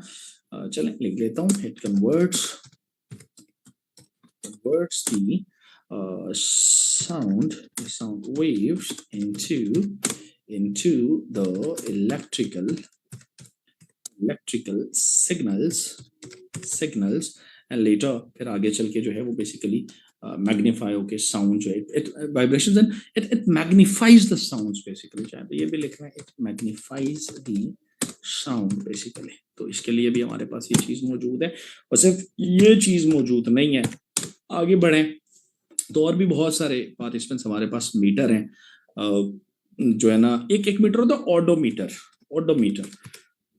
ऑडोमीटर जो है, ये जो गाड़ी है, हमारी गाड़ियां वो जो डिस्टेंस कवर करती हैं उसको जो है वो बेसिकली मेजर करने के लिए मौजूद है, होता है, यूज करते हैं। It measures the distance covered by by the vehicles basically ना, गाड़ियां जो डिस्टेंस कवर करती है उसको मेजर करने के लिए। इसी तरीके से 95 पे आप देखें तो रेस्टोरेंट्स एक और मीटर अगर आप लेके आए जिसको हम अक्सर यूज कर रहे होते हैं, एक मीटर होता है जो हम यूज करते हैं आपकी जो फ्लूइड्स हैं, फ्लूइड ना, उनकी उनकी जो डेंसिटी वगैरह है ना उसको मेजर करने के लिए PYCN पिक्नोमीटर कह लें आप इसको। ये बेसिकली जो है ना वो फ्लूइड की density, it measures the density of fluids, basically measures the density of fluids की डेंसिटी को मेजर करने के लिए आप इसको यूज करते हैं। इसी तरीके से 96 पे आप चले जाएं तो स्टूडेंट्स एक और पायरोमीटर, ये बड़ा मशहूर मीटर है, अक्सर पूछ रहा होता है पायरोमीटर ना किस पर्पस के लिए यूज होता है, तो हमें पता होना चाहिए पायरोमीटर जो है ना ये हाई टेम्परेचर को मेजर करता है। Basically it admires the high temperatures, it measures the high temperatures, it measures the high temperatures basically। और सिर्फ ये नहीं है, 97 पे आप चले जाएं तो स्टूडेंट्स हमारे पास एक और चीज, ये तो बड़ा मशहूर है, रेडार किसके लिए यूज करते हैं ये तो आपको पता है, आपके आईटी के रिलेटेड भी चीज है ये। रेडार जो है basically it measures the speed and direction of जो आपके एयरक्राफ्ट हैं, बेसिकली जो जैसे अभिनंदन साहब आ गए थे इधर पाकिस्तान कुछ ढूंढने के लिए, चाय पीने के लिए, तो ऑब्वियसली वो डिटेक्शन के लिए यूज करते हैं। इसको तो मुझे लिखने की जरूरत भी नहीं है, बता चलें इट मेजर्स द स्पीड भी मेजर करता है और ऑब्वियसली डायरेक्शन भी के बारे में भी हमें बताता है, ऑब्वियसली डिटेक्ट भी करके दे रहा होता है ऑफ एयरक्राफ्ट्स ना, एयरक्राफ्ट्स वगैरह जो है किधर जा रहे हैं, कहाँ जा रहे हैं, किधर का रुख है, कहाँ जाने के इरादे हैं, सब सारी की सारी पता चीजें चल रही होती हैं। इसी तरीके से 98 पे आप देखें तो हमारे पास अच्छा एक रेन गेज होता है बारिश को मेजर करने के लिए, रेन गेज। अब रेन लिखा हुआ है इसके साथ, तो रेन लिखा हुआ है तो ठीक है, अपेरेंटली जो है एक अपरेटस है जो आपकी किसी एक जगह पे जो है ना आप बारिश को मेजर करने के लिए, रिकॉर्ड करने के लिए बेसिकली आप इसको यूज करते हैं। It is an apparatus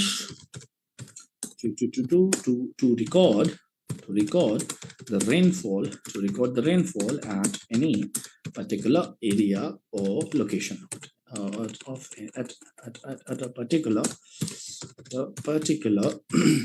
location or area basically। ठीक है जी, मल्टीपल मीटर्स हैं, चलें सेंचुरी पूरी कर लेते हैं। 99 पे एक और मीटर आप लिख सकते हैं, सीज्मोग्राफ।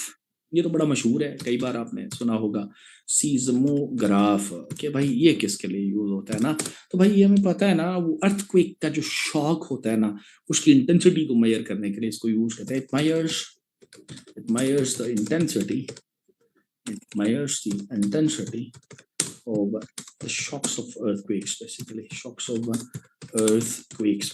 earthquakes की इंटेंसिटी जो है, शॉक्स हैं उसको मेजर करने के लिए इसे आप यूज करते हैं।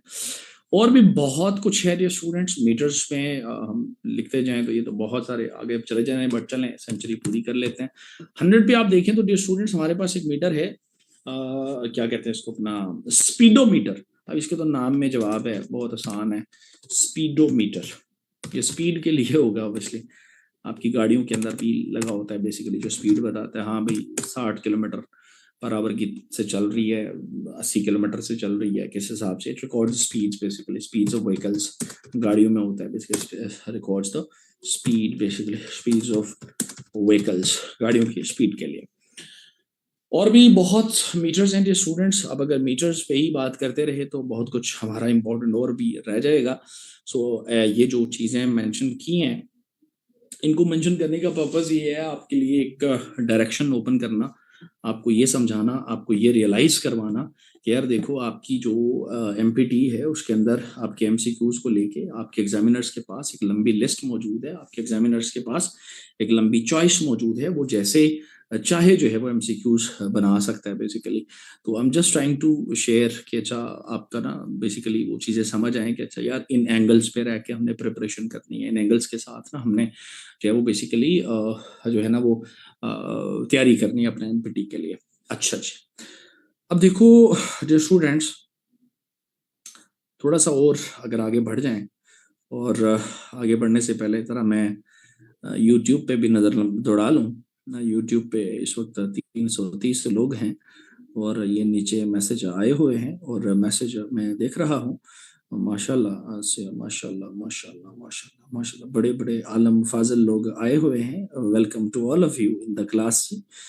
और ओके जी ठीक है, मैं चैट बॉक्स पे ज़रा नज़र दौड़ा लेता हूँ। तो नज़र मैंने दौड़ा ली है चैट बॉक्स पे, जितना मुझे नज़र आ सकता मैंने देख लिया माशाल्लाह से। न्यूरॉन और स्टडी ऑफ टैक्स और अच्छा जी ठीक हो गया। ये मारिया आजम और ये और हैं एक दो। आपने तो जो है ना वो अपने हिसाब से ही बायो की ब्रांच बनाई हुई है। थोड़ी सी बंदा शर्म कर लेता है, अकल भी कर लेता है। हाँ जी, ऐसे नहीं करते बच्चे। ठीक हो गया, चलें जी आगे बढ़ते हैं। और आगे बढ़ते हुए स्टूडेंट्स, अब मैं जो है आपको और डायमेंशन की तरफ भी लेके जाऊंगा जी। आगे बढ़ेंगे, जस्ट होल्ड ऑन जी, मुझे 1-2 मिनट का पॉज चाहिए। मुजाहिद मेरे साथ हैं, मुजाहिद और या मैडम अबीर हैं मेरे साथ।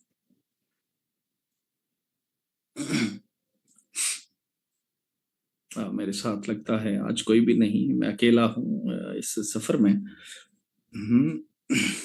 अच्छा अच्छा, जस्ट होल्ड ऑन, मैं कहीं नहीं गया। मत ये मैसेज करना शुरू हो जाए आपकी आवाज़ नहीं आ रही, आवाज़ नहीं आ रही। मैं इंटेंशनली 1-2 मिनट पॉज लेने लगा हूँ, राइट।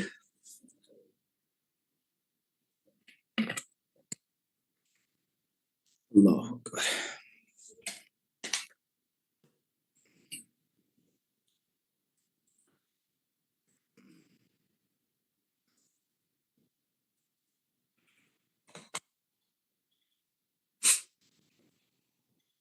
अच्छा जी।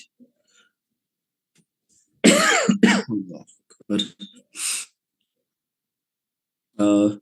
मेहर अंगेज यूट्यूब पे आपका मैसेज है, sir please send the word document. बच्चे I don't have any word document, right, but I make sure, मैं आखिर पे कोशिश जरूर करूंगा। बट मेरे पास कोई चीज़ सेव हालत में नहीं होती, right. I don't have the things के मेरे पास सेव हालत में हो कोई चीज़ ना, राइट। मेरे पास सेव हालत में कोई चीज़ नहीं है। तो यू में आप स्क्रीन शॉट्स ले सकते हैं। ये जितनी भी फाइल्स गुजरी आप उनके स्क्रीन शॉट्स ज़रूर ले सकते हैं। मैं कोशिश करूँगा कि मैं वापस जाके, मेरा ख्याल है मैं साथ साथ 2-3 चीज़ों को मैंने सेव किया है अभी तक, और 3 चीज़ों को जो है ना वो आप स्क्रीन शॉट्स ले लीजिएगा, राइट। हाँ जी, बिल्कुल ऐसे ही है। Amna Javed, there are multiple meters ना बच्चे, स्केल्स डिफरेंट है ना। You may use, you have तो बेसिकली जो है ना वो आपकी जो है ना एक चीज के लिए 2-2 3-3 मीटर्स भी है ना, तो यू मे यूज, आप इसको भी लिख सकते हैं। अच्छा जी, ऑलराइट जी, ऑलराइट। मैं सिर्फ जी आपके यूट्यूब के ऊपर जो मैसेजेस हैं मैं सिर्फ उन्हें देख पा रहा हूँ। I don't know much about the Facebook, because मैं लैपटॉप जो है वो उस पर क्लास है, और मोबाइल पे यूट्यूब का जो है ना वो उसको मैंने खोला हुआ है। सो दैट कि मैंने कहा एक नज़र जो है वो उसको लगा लें, ज़रा देख लें कि क्या हालात हैं आपके यहाँ पे। अच्छा जी, चलें जी स्टार्ट करें। मेरा ख्याल से दोबारा से रिज्यूम करते हैं। चुप तो मैं हुआ नहीं, वैसे ही हमें मैंने जो है ना वो। अच्छा जी।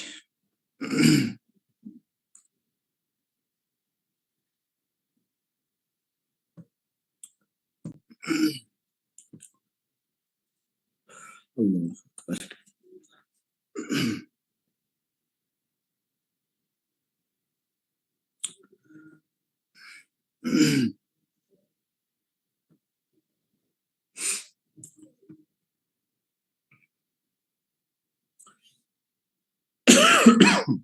सॉरी। अच्छा जनाब। अच्छा जी, अब हम थोड़ा सा आगे बढ़ेंगे, और अभी मैं आपको लेके जाऊंगा आपकी जो थोड़ा सा ना ह्यूमन स्केलेटन के ऊपर मैं बात करूंगा। यानी हमारे अंदर जो हड्डियां वड्डियां मौजूद हैं उसके ऊपर हल्की सी बात करेंगे। अक्सर औकात एमसीक्यूज इंसान की जो हड्डियां हैं, हमारी जो बोन्स हैं बेसिकली, उसके ऊपर एमसीक्यूज आने के चांसेस रहते हैं। तो उसको मैं यहाँ पे भी लेके आने लगूँ। Just give me a moment. मैं कलर स्कीम यहाँ से चेंज कर लूँ जी। Okay, just hold on. क्यों नहीं चेंज हो रहा? ओके, ये नहीं हो रहा। Okay, just give me a moment, the students. I'm back in a while. Like this.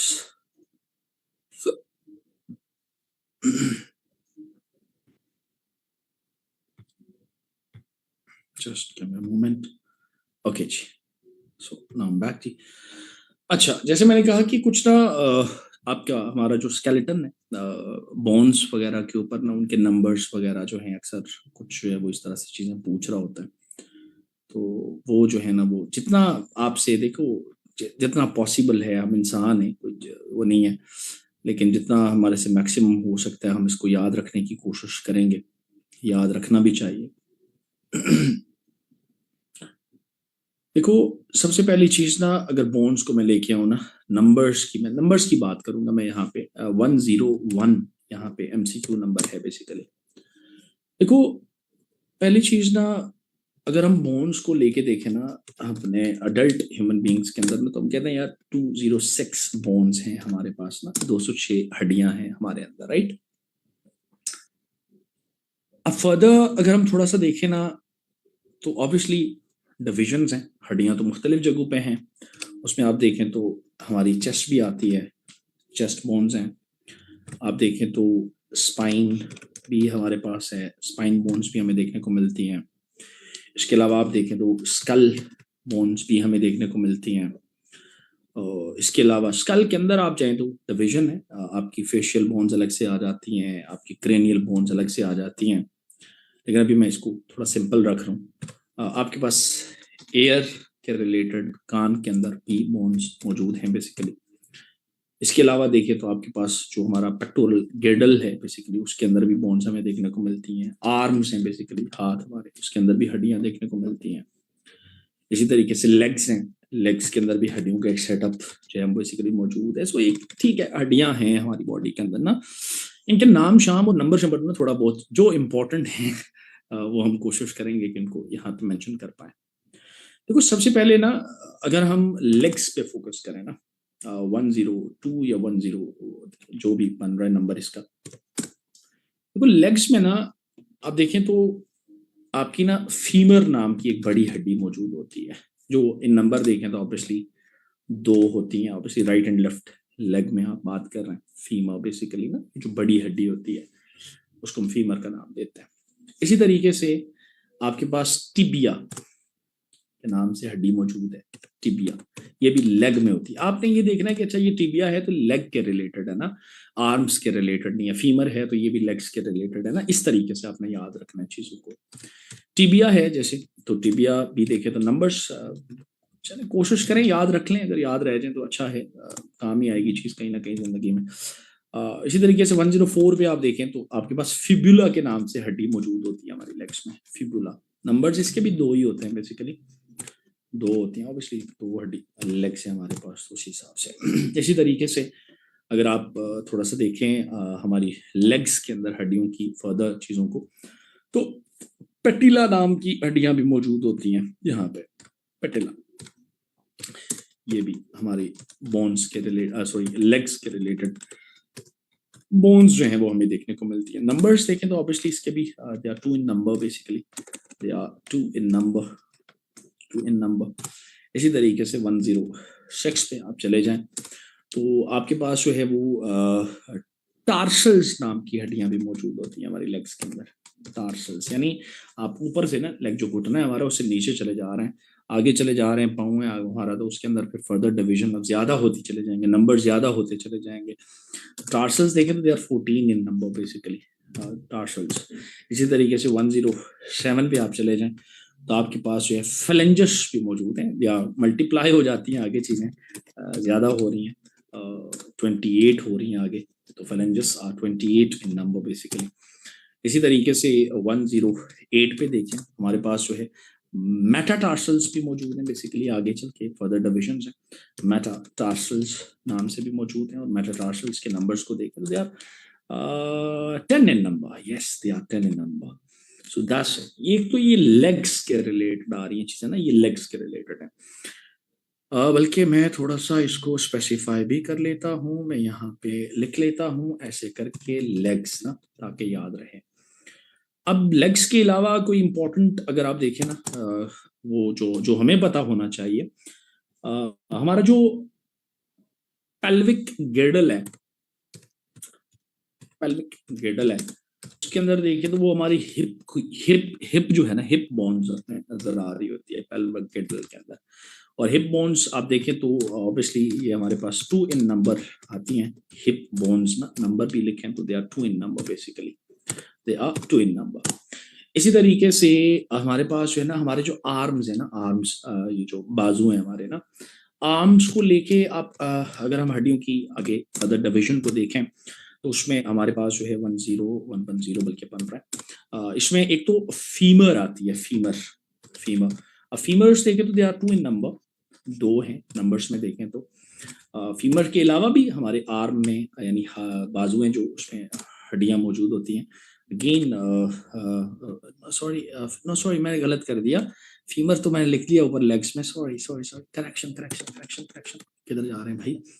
Arms में आपकी ये इसको साफ करेंगे, साफ करना है ऊपर हमने, सॉरी फॉर फीमर ऊपर लेग्स के अंदर हमने लिखा हुआ है।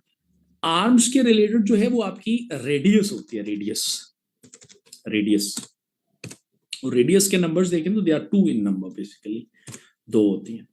इसी तरीके से रेडियस के अलावा भी है, बल्कि रेडियस से पहले इसको लिखा जा सकता था ह्यूमरस, ह्यूमरस। अब ह्यूमरस के नंबर्स देखें तो again they are 2 in number, basically 2 होती हैं बेसिकली। इसी तरीके से 112 पे आप देखें तो उसमें हमारे पास जो है बेसिकली जो आर्म्स के अंदर हड्डियां, अल्ना नाम की हड्डियां मौजूद हैं। अगेन नंबर्स देखें तो they are 2 in number, basically they are 2 in number basically. बल्कि 113 113 पे देखें तो कार्पल्स आगे, यानी आर्म्स है ना, ये हमारे बाजू जो है ना, शोल्डर से आगे आगे आगे आगे आप हाथ की तरफ मूव कर रहे हैं, मूव कर रहे हैं हाथ की तरफ, तो नंबर्स बढ़ना शुरू हो रहे हैं, ठीक है। कार्पल्स मौजूद हैं हमारे पास, और carpals are related to the arms basically. और कार्पल्स के नंबर्स आप लिखें तो ये ज्यादा होती हैं, about 16 in number, they are about 16 in number basically. इसी तरीके से क्या नाम है इसका यार, कार्पल से आगे एक और भी होता है मेटाकार्पल, बल्कि मेटाकार्पल से पहले एक और चीज है, फेलेंजस भी होती है भाई, फेलेंजस नहीं, फेनेंजस, फेनेंजस, नेंजस। नंबर्स आप देखें फेनेंजस के तो they are 28 in number basically, 28। अब डबल मल्टीप्लाई होती चली जा रही है, इससे डबल ज्यादा होती चली जा रही है चीजें। इसके बाद फिर मेटा कार्पल्स हैं हमारे पास 115 पे, और मेटा कार्पल्स तो आप देखें तो ये अब कम हो रही हैं आगे, ये आपके पास हैं 10 इन नंबर बेसिकली। सो ठीक है, मुख्तलिफ हड्डियां जो इंपॉर्टेंट नंबर्स हैं, इनके नाम याद रख लीजिएगा कि अच्छा ये हड्डी है ना, टिबिया है तो ये लेग के रिलेटेड है ना, या रेडियस है तो ये आर्म के रिलेटेड है ना, या अल्ना है तो ये आर्म के रिलेटेड है ना। अगर एग्जामिनर्स थोड़ा सा और मुश्किल पेपर बनाए तो ताकि हम तैयार होना इसको भी लेके। इसके अलावा अगर हम देखें तो डियर स्टूडेंट्स, और भी चीज़ें या बोन्स के ऊपर लिखा जा सकता है। ईयर बोन्स, ईयर बोन्स तो बहुत आसान है, ये तो याद होती हैं बच्चों को भी। ईयर बोन्स में देखें तो आपके पास 3 हड्डियां होती हैं, वो ऑब्वियसली एक मेलियस होती है, और एक जो है ना वो बेसिकली क्या कहते हैं इसको अपना यार, देखो कितनी आसान सी चीज है। हाँ, इनकस के नाम से हड्डी मौजूद होती है, और एक स्टेप्स के नाम से चीज मौजूद होती है। इन टोटल जो है दे आर 3 नंबर बेसिकली, यानी कान के अंदर हमारे 3 हड्डियां जो हैं बेसिकली मौजूद मिलती हैं। इसी तरीके से 117 पे आप चले जाएं तो आगे इम्पोर्टेंट जो एस्पेक्ट है, देखो एक ना ये जो क्या कहते हैं इसको अपना, जो हमारा फेस है ना, फेस चेहरा हमारा, हमारे चेहरे के अंदर भी काफी सारी हड्डियां मौजूद हैं। बल्कि अच्छा होगा कि इसको भी हम यहाँ पे कोट कर लें, अगर हम फेशियल बोन्स ऐसे करके मैं लिख लूँ ना, फेशियल बोन्स। फेशियल बोन्स में देखें तो आपके पास एक मशहूर एक तो लैक्रिमल बोन्स ना, lacrimal, lacrimal bones, lacrimal bones जो हैं दे आर 2 इन नंबर, बड़ी जो हैं basically lacrimal bones 2 in number. इसी तरीके से 118 पे देखें नेजल बोन्स, ऑब्वियसली नेजल लिखा हुआ है तो समझ आ रही होगी, नाक की बात हो रही है। तो नेजल बोन्स आप देखें तो वो जो है वो हमारे पास दो जो है वो देखने को मिलती हैं। इसके अलावा आप देखें आपकी जो फेशियल बोन्स हैं उसमें देखें तो एक होती है वो पैलाटीन बोन्स।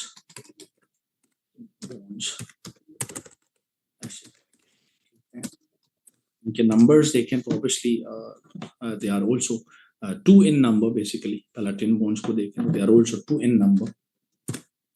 इसके अलावा बल्कि इसका नंबर भी देना है ना, 119 करना है इसको। ओके अब इसी तरीके से इसके बाद अगर आप कोई देखें तो 120 पे अगर कोई बोन लेके आए यहाँ पे तो हमारे जो फेस है बेसिकली ना उसके अंदर जो है वो मैंडिबल जो है वो एक बोन देखने को मिलती है। मैंडिबल एक ही होती है basically, single mandible bone basically. इसी तरीके से 121 पे लेके आए तो हमारे जो है ना वो फेस के रिलेटेड अगर बोन्स का जिक्र करें ना तो जाइगोमैटिक बोन्स होती हैं हमारे फेस में, जाइगोमैटिक बोन्स। नंबर्स देखें तो they are 2 in number basically, छोटी छोटी 2 इन नंबर बेसिकली। इसके अलावा हायोड पॉइंट्स बोन वगैरह भी इसके अंदर मौजूद है। और आगे चले जाएं तो नेजल को लेके इन्फीरियर नेजल कॉन्का नाम की हड्डी भी मौजूद होती है। बस छोड़ें आप, बस इतनी आपके लिए काफी है। इसी तरीके से फेशियल बोन्स के अलावा अगर हम कोई यहाँ पे इंपॉर्टेंट एस्पेक्ट लेके आए तो आपका स्कल जो है ना, स्कल के रिलेटेड बोन्स जो हैं उसको भी लिख लें। स्कल के रिलेटेड देखें तो 122 पे आप देखें 122 पे ना तो एक तो है ऑक्सीपिटल बोन्स। ऑक्सीपिटल बोन्स नहीं बल्कि बोन, वो डबल सी से लिखना है, वो डबल सी आई से लिखना है, राइट। पिटल बोन बेसिकली एक होती है ये वाली। इसके बाद जो है 123 पे देखें तो हमारे पास पैरिटल बोन्स मौजूद हैं, पैरिटल बोन्स मौजूद हैं। इसी तरीके से 124 को देखें तो आपके पास फ्रंटल बोन ऑब्वियसली जो सामने वाली तरफ मौजूद है ना, फ्रंटल बोन जो मौजूद है। इसी तरीके से 125 पे देखें 125 पे देखें तो हमारे पास जो है वो क्या कहते हैं इसको, अपना टेम्पोरल बोन्स भी हमें मौजूद मिलती हैं, टेम्पोरल बोन्स भी मौजूद मिलती हैं। 126 पे देखें तो हमारे पास हमारा जो स्कल है, स्कल मतलब ये जो खोपड़ी है हमारी ना, ये आगे ऊपर हड्डियां है ना, स्कल स्कल कह दिया हमने, आगे हर हड्डी के नाम है अलग अलग। जैसे आपके बहन भाइयों में आपने नाम रखे हुए हैं, अच्छा जी, जरा मोहल्ले में लोगों के मुख्तलिफ नाम होते हैं, शीदा मीदा वगैरह, तो हमने भी हड्डियों के नाम रखे हुए अपने हिसाब से, ठीक हो गया। इसी तरीके से जो है वो आप देखें तो और भी हैं हमारे पास, स्फिनॉइड बोन भी होती है, बस इतना बहुत है। इसके अलावा आप देखें स्कल के अलावा कोई इंपॉर्टेंट पार्ट अगर हम लेके आए तो आपको पता होना चाहिए, चेस्ट बोन्स का पता होना चाहिए, उसको भी लिख लेते हैं यहाँ पे। चेस्ट बोन्स में देखें तो आपके पास 126 पे एक बड़ी हड्डी स्टर्नम के नाम से हड्डी मौजूद होती है। It is related to the chest basically, sternum. Sternum 1 से 3 तक बेसिकली। इसी तरीके से 127 पे आप चले जाएं तो हमारे पास जो है वो रिब्स, ऑब्वियसली ये तो पता ही है सबको, हट जो जो जो पसलियां हमारी हैं बेसिकली, ये पता ही है 24 होती हैं, 24 जोड़े होते हैं बेसिकली, 24 पेयर्स होते हैं इसके। इसी तरीके से खुदा आपका हामी नासिर हो 128 पे आप देखें तो हमारे पास जो है वो आपकी जो है ना वो सर्विकल रिब्स भी होती हैं, बट उसको छोड़ दें, आप निकाल दें, बस इतनी बहुत है। तो ठीक है जी, कुछ इंपॉर्टेंट बोन्स जो हैं उन्हें भी हमने देख लिया, राइट। अब देखो इसके अलावा ना अभी हमारे पास माशाल्लाह से आधा घंटा पड़ा हुआ है, इस आधे घंटे को भी हमने इफेक्टिवली यूज करना है। तो 127 MCQs तो हमने अभी तक किए हैं जी। देखो यार, जितना मैक्सिमम जितने टाइम में जितना हो सकता था उतना हम कर रहे हैं, बाकी आगे आपकी किस्मत है, आपकी मेहनत है, अल्लाह ताला की देन है, आपके लिए दुआएं की जा सकती हैं और आपको डायरेक्शन दी जा रही है कि यार इन डायरेक्शंस पे जाके ना MCQs तैयार कर लेना ताकि पेपर के अंदर जो है ना मसले ना हो। ठीक हो गया जनाब। थोड़ी सी मैं जगह बनाऊंगा बोर्ड पे, स्पेस मेरे पास नहीं है, कम हो गई है, तो मैं थोड़ा सा पहले इसको सेव कर लूंगा। कुछ स्क्रीन शॉट लेने वाली आवाम होगी, उसके लिए मुझे सेव करना पड़ रहा है। ये लें जनाब। अच्छा, अब इसके अलावा जो है नेक्स्ट जो MCQs हैं उनकी तरफ मैं अगर आपको लेके आऊं ना, मैं पहले इसको साफ कर लूं। देखो ये थोड़ा सा और आगे बढ़े ना, बायो पे थोड़ा सा और आगे चले जाए ना, तो अभी हम रख लेते हैं किसके ऊपर एमसीक्यू कर लेते हैं। सॉरी, इसके अलावा आप देखें ना तो यू सी हमारे पास ना ह्यूमन के अक्सर एमसीक्यूज आ रहे होते हैं डाइजेस्टिव सिस्टम के ऊपर। इसके ऊपर एमसीक्यूज देख लेते हैं।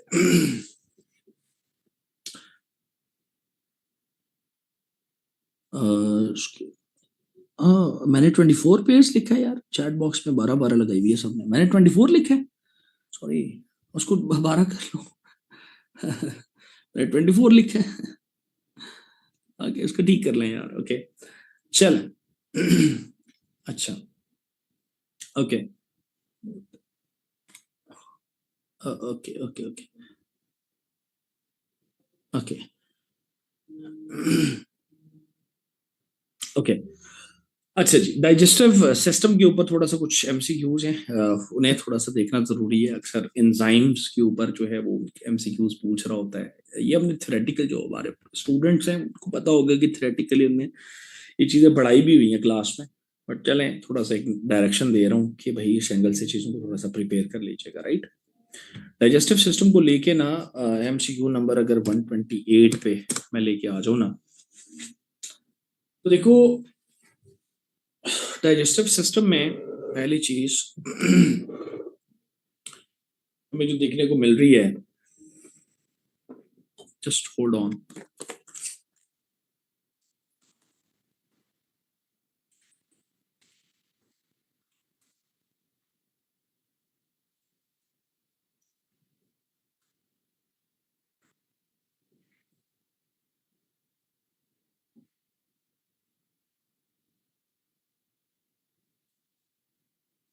अच्छा जी।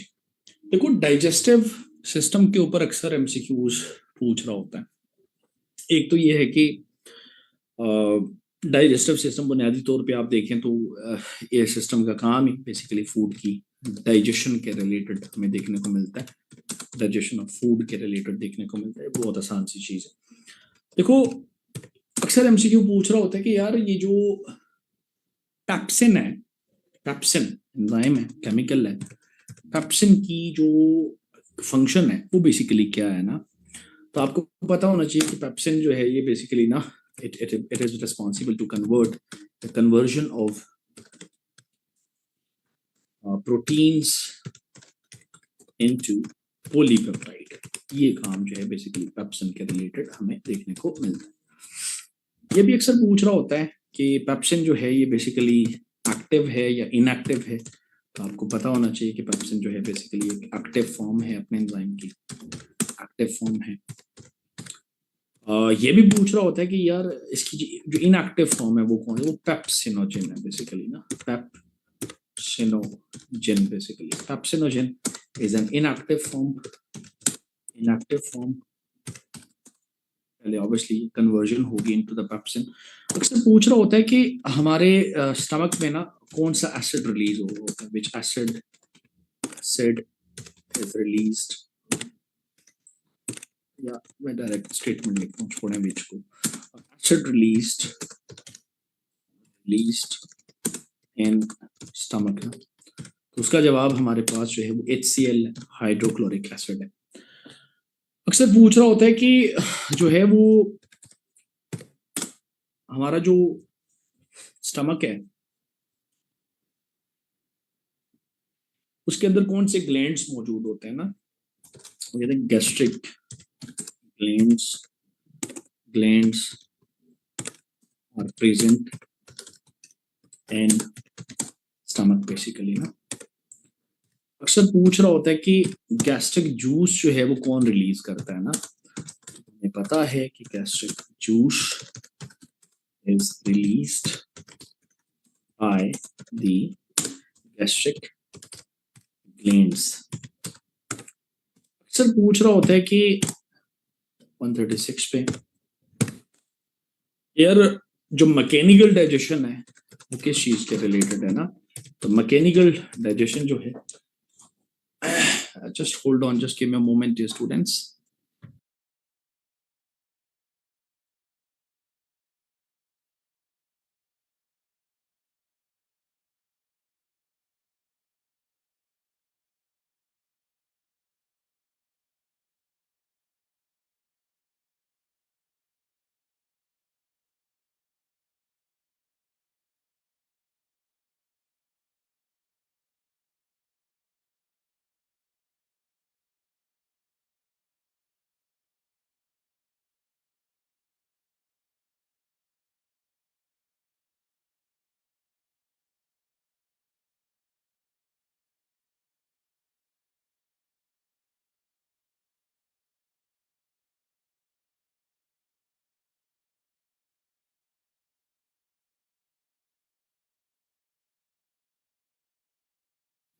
अच्छा जी, मैकेनिकल डाइजेशन जो है अक्सर पूछ रहा होता है किसके रिलेटेड है ना, तो it is related to the teeth, basically दांतों के रिलेटेड है।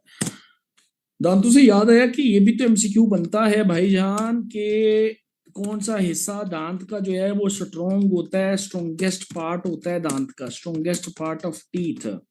तो पता होना चाहिए भाईजान वो ना डेंटिन होता है, डेंटिन डेंटिन मजबूत हिस्सा होता है, बोन लाइक हार्ड होता है, बेसिकली हड्डी की तरह मजबूत होता है, बोन लाइक हार्ड होता है, ये भी पूछ सकता है। इसी तरीके से थोड़ा सा और आगे बढ़े तो 138 पे आप देखें तो हमारे पास जो है बल्कि स्ट्रॉन्गेस्ट लिखना था, एक जस्ट मोमेंट दे दे मुझे, स्ट्रॉन्गेस्ट। अच्छा, इसी तरीके से अक्सर पूछ रहा होता है कि एमाइलेज का फंक्शन क्या है।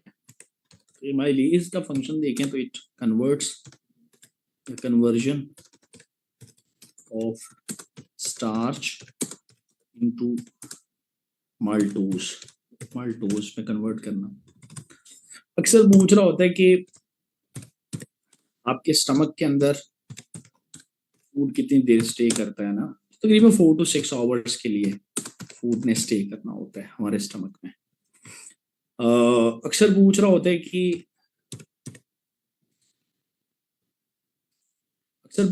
कि जो बाइल है वो कौन रिलीज करता है। Bile is released by liver, basically liver से याद है एक और एमसीक्यू लगे हाथ तो कर लेते हैं। हमारी बॉडी का जो लार्जेस्ट ग्लैंड है वो बेसिकली लिवर ही होता है। हमारी बॉडी के अंदर चीफ केमिस्ट की हैसियत से जो चीज मौजूद है वो भी बेसिकली लिवर ही मौजूद है। हमारी बॉडी के अंदर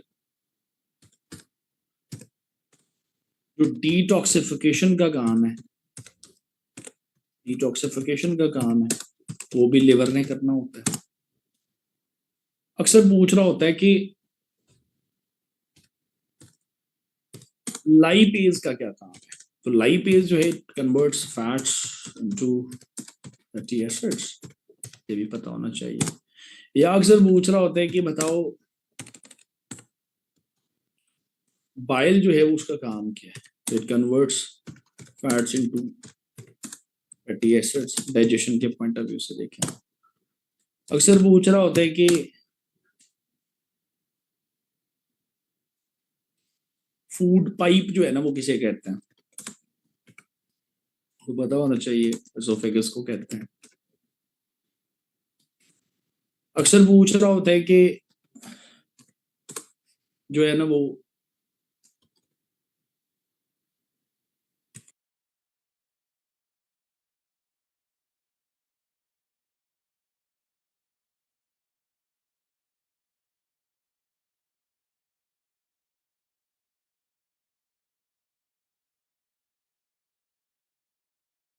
G participants, I'm back. I got disconnected.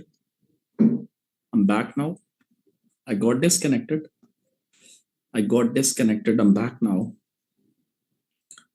I'm back now. Just hold on. I can see your messages on the YouTube. Mobile मेरा उस पे YouTube मुझे नजर आ रही है.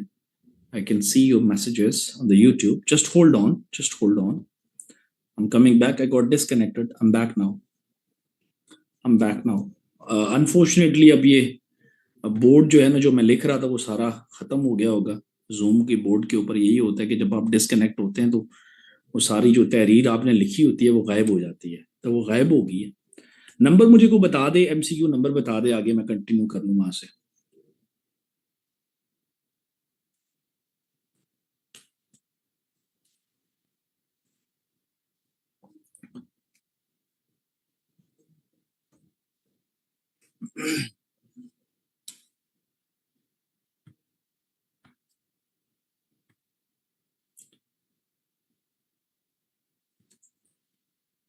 अच्छा, ओके ओके ओके।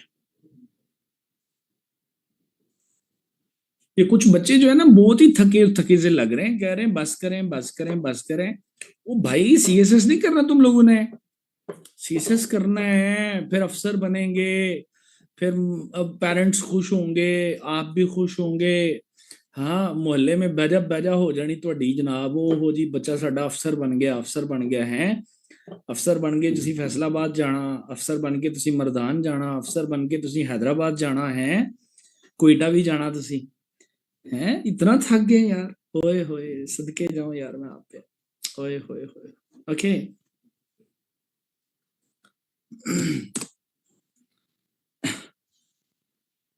ओके, तो मैं कह रहा था कि लाइपेज जो है इसका काम देखें तो it converts fats into fatty acids, right.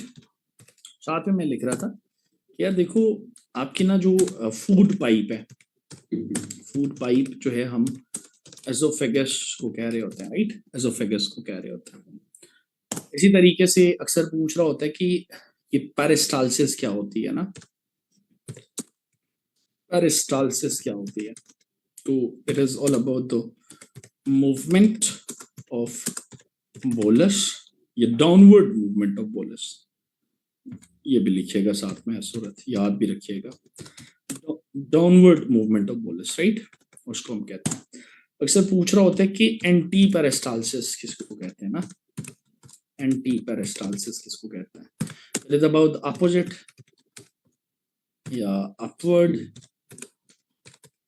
Movement of bolus ना, इन केस के जो हमें वॉमिटिंग वगैरह की शिकायत रहती है।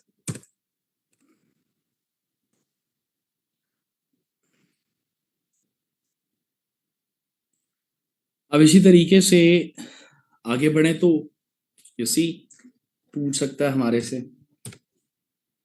कि यार ये बोलस किस बला का नाम है ना। Bolus is all about the ball like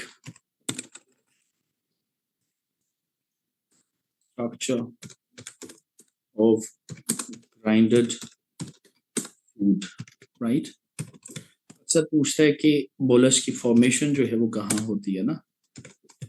formation bolus takes place in the mouth, in the oral cavity. अक्सर पूछ रहा होता है कि डाइजेशन में ना कितना वक्त लगता है ना, डाइजेशन में वक्त कितना लगता है ना, तो 36 आवर्स लगते हैं, 36 घंटे लगते हैं। अक्सर पूछ रहा होता है कि मैक्सिमम डाइजेशन जो है ना जी वो कहाँ होती है। मैक्सिमम डाइजेशन आपकी स्मॉल इंटेस्टाइन में होती है। अक्सर पूछ रहा होता है कि एब्जॉर्प्शन जो है, एब्जॉर्प्शन ऑफ मिनरल्स या विटामिन्स वगैरह जो है वो, या वाटर वगैरह जो है, वो बेसिकली चीज़ें जो हैं वो लार्ज इंटेस्टाइन के रिलेटेड हमें देखने को मिलती है। अक्सर पूछ रहा होता है कि आपकी जो क्या कहते हैं उसको अपना एक्सेस एब्जॉर्प्शन या reabsorption water in large intestine causes constipation. Constipation का मसला होता है फिर हमें। अक्सर पूछ रहा होता है कि 154 पे चले जाएं, लेस एब्जॉर्प्शन या reabsorption water in large intestine जो है, इसकी वजह से हमें डायरिया का प्रॉब्लम होता है, right. So there are many others, right. So participants, हमने कोशिश की है जितना मैक्सिमम हम कर सकते थे।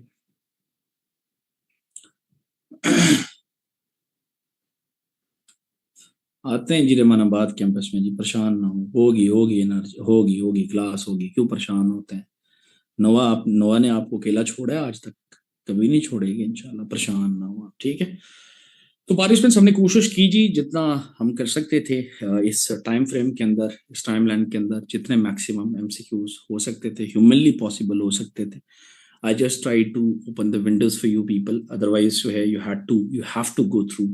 आपको पास पेपर्स देखने पड़ेंगे, आपको एफपीएससी की वेबसाइट पे पुराने पेपर आपको मिलेंगे, जीएसए के, आपको कहीं से भी एमसीक्यूज जहां से मिले आप पढ़ें। नोआ की भी एमपीटी की बुक है, वहां से आप देखें, पास पेपर्स को कलेक्ट करें, वहां से चीज़ों को करें। जितना मैक्सिमम आप चीज़ों को गो थ्रू कर सकते हैं वो ज़रूर करें, सो दैट कि आपकी जो चीज़ें हैं वो मैक्सिमम हो सकें। सो आज का जो सेशन था वो यहीं पे मैं रख रहा हूँ।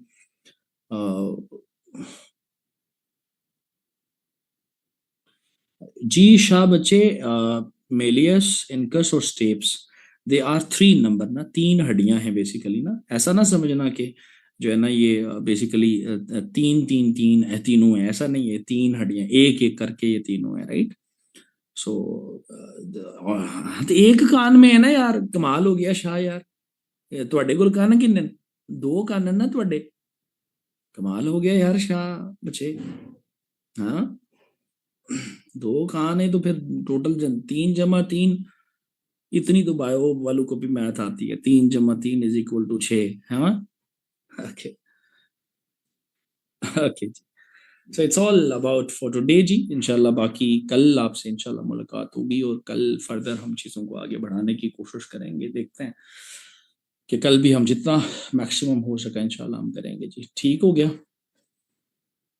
फंक्शन ऑफ बाइल जो है रेहाब रेहाब कुल फैट्स इनटू फैटी एसिड्स कहा, conversion of fats into fatty acids कहा।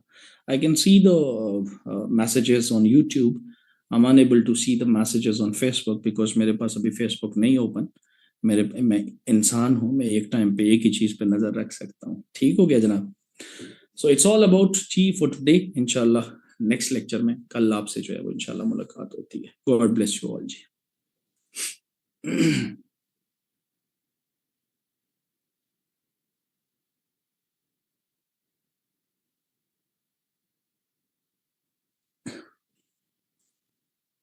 फंक्शन ऑफ बाइल मैंने बता दिया गुल बच्चे, मैंने कहा it converts fats into the fatty acids. Ashfaq Chaudhary साहब फिर स्पीड फास्ट रखी है तो बच्चे 2 घंटे में अपने इतने एमसीक्यूज किए, अदरवाइज जो है ना, देखो साइंस है यार, थोड़ा सा वो रखना पड़ता है चीज को ना। तो जितना हो सकता था, अब इस पे भी आप खुश नहीं है तो आपके लिए दुआ की जा सकती है अशफाक चौधरी साहब। ठीक हो गया।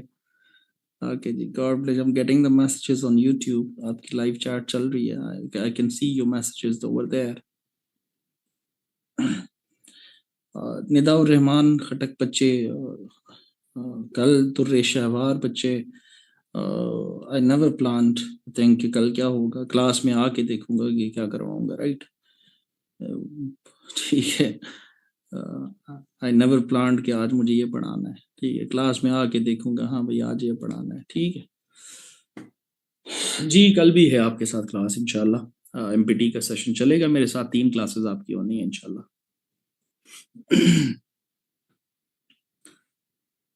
ये आर्ट मार्ट, ये पता नहीं कौन है।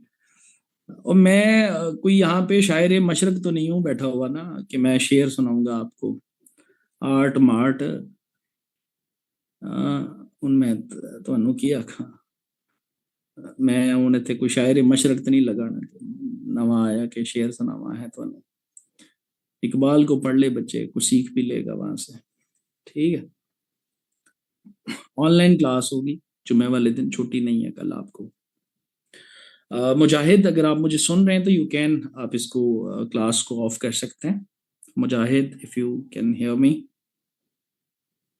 ओके सर, ठीक है, मैं इनका देता हूँ। Thank you Mujahid, thank you so much जी टू एवरीवन। इंशाल्लाह कल मुलाकात होती है आपसे। गॉड ब्लेस यू ऑल जी। अल्लाह हाफिज, अल्लाह हाफिज।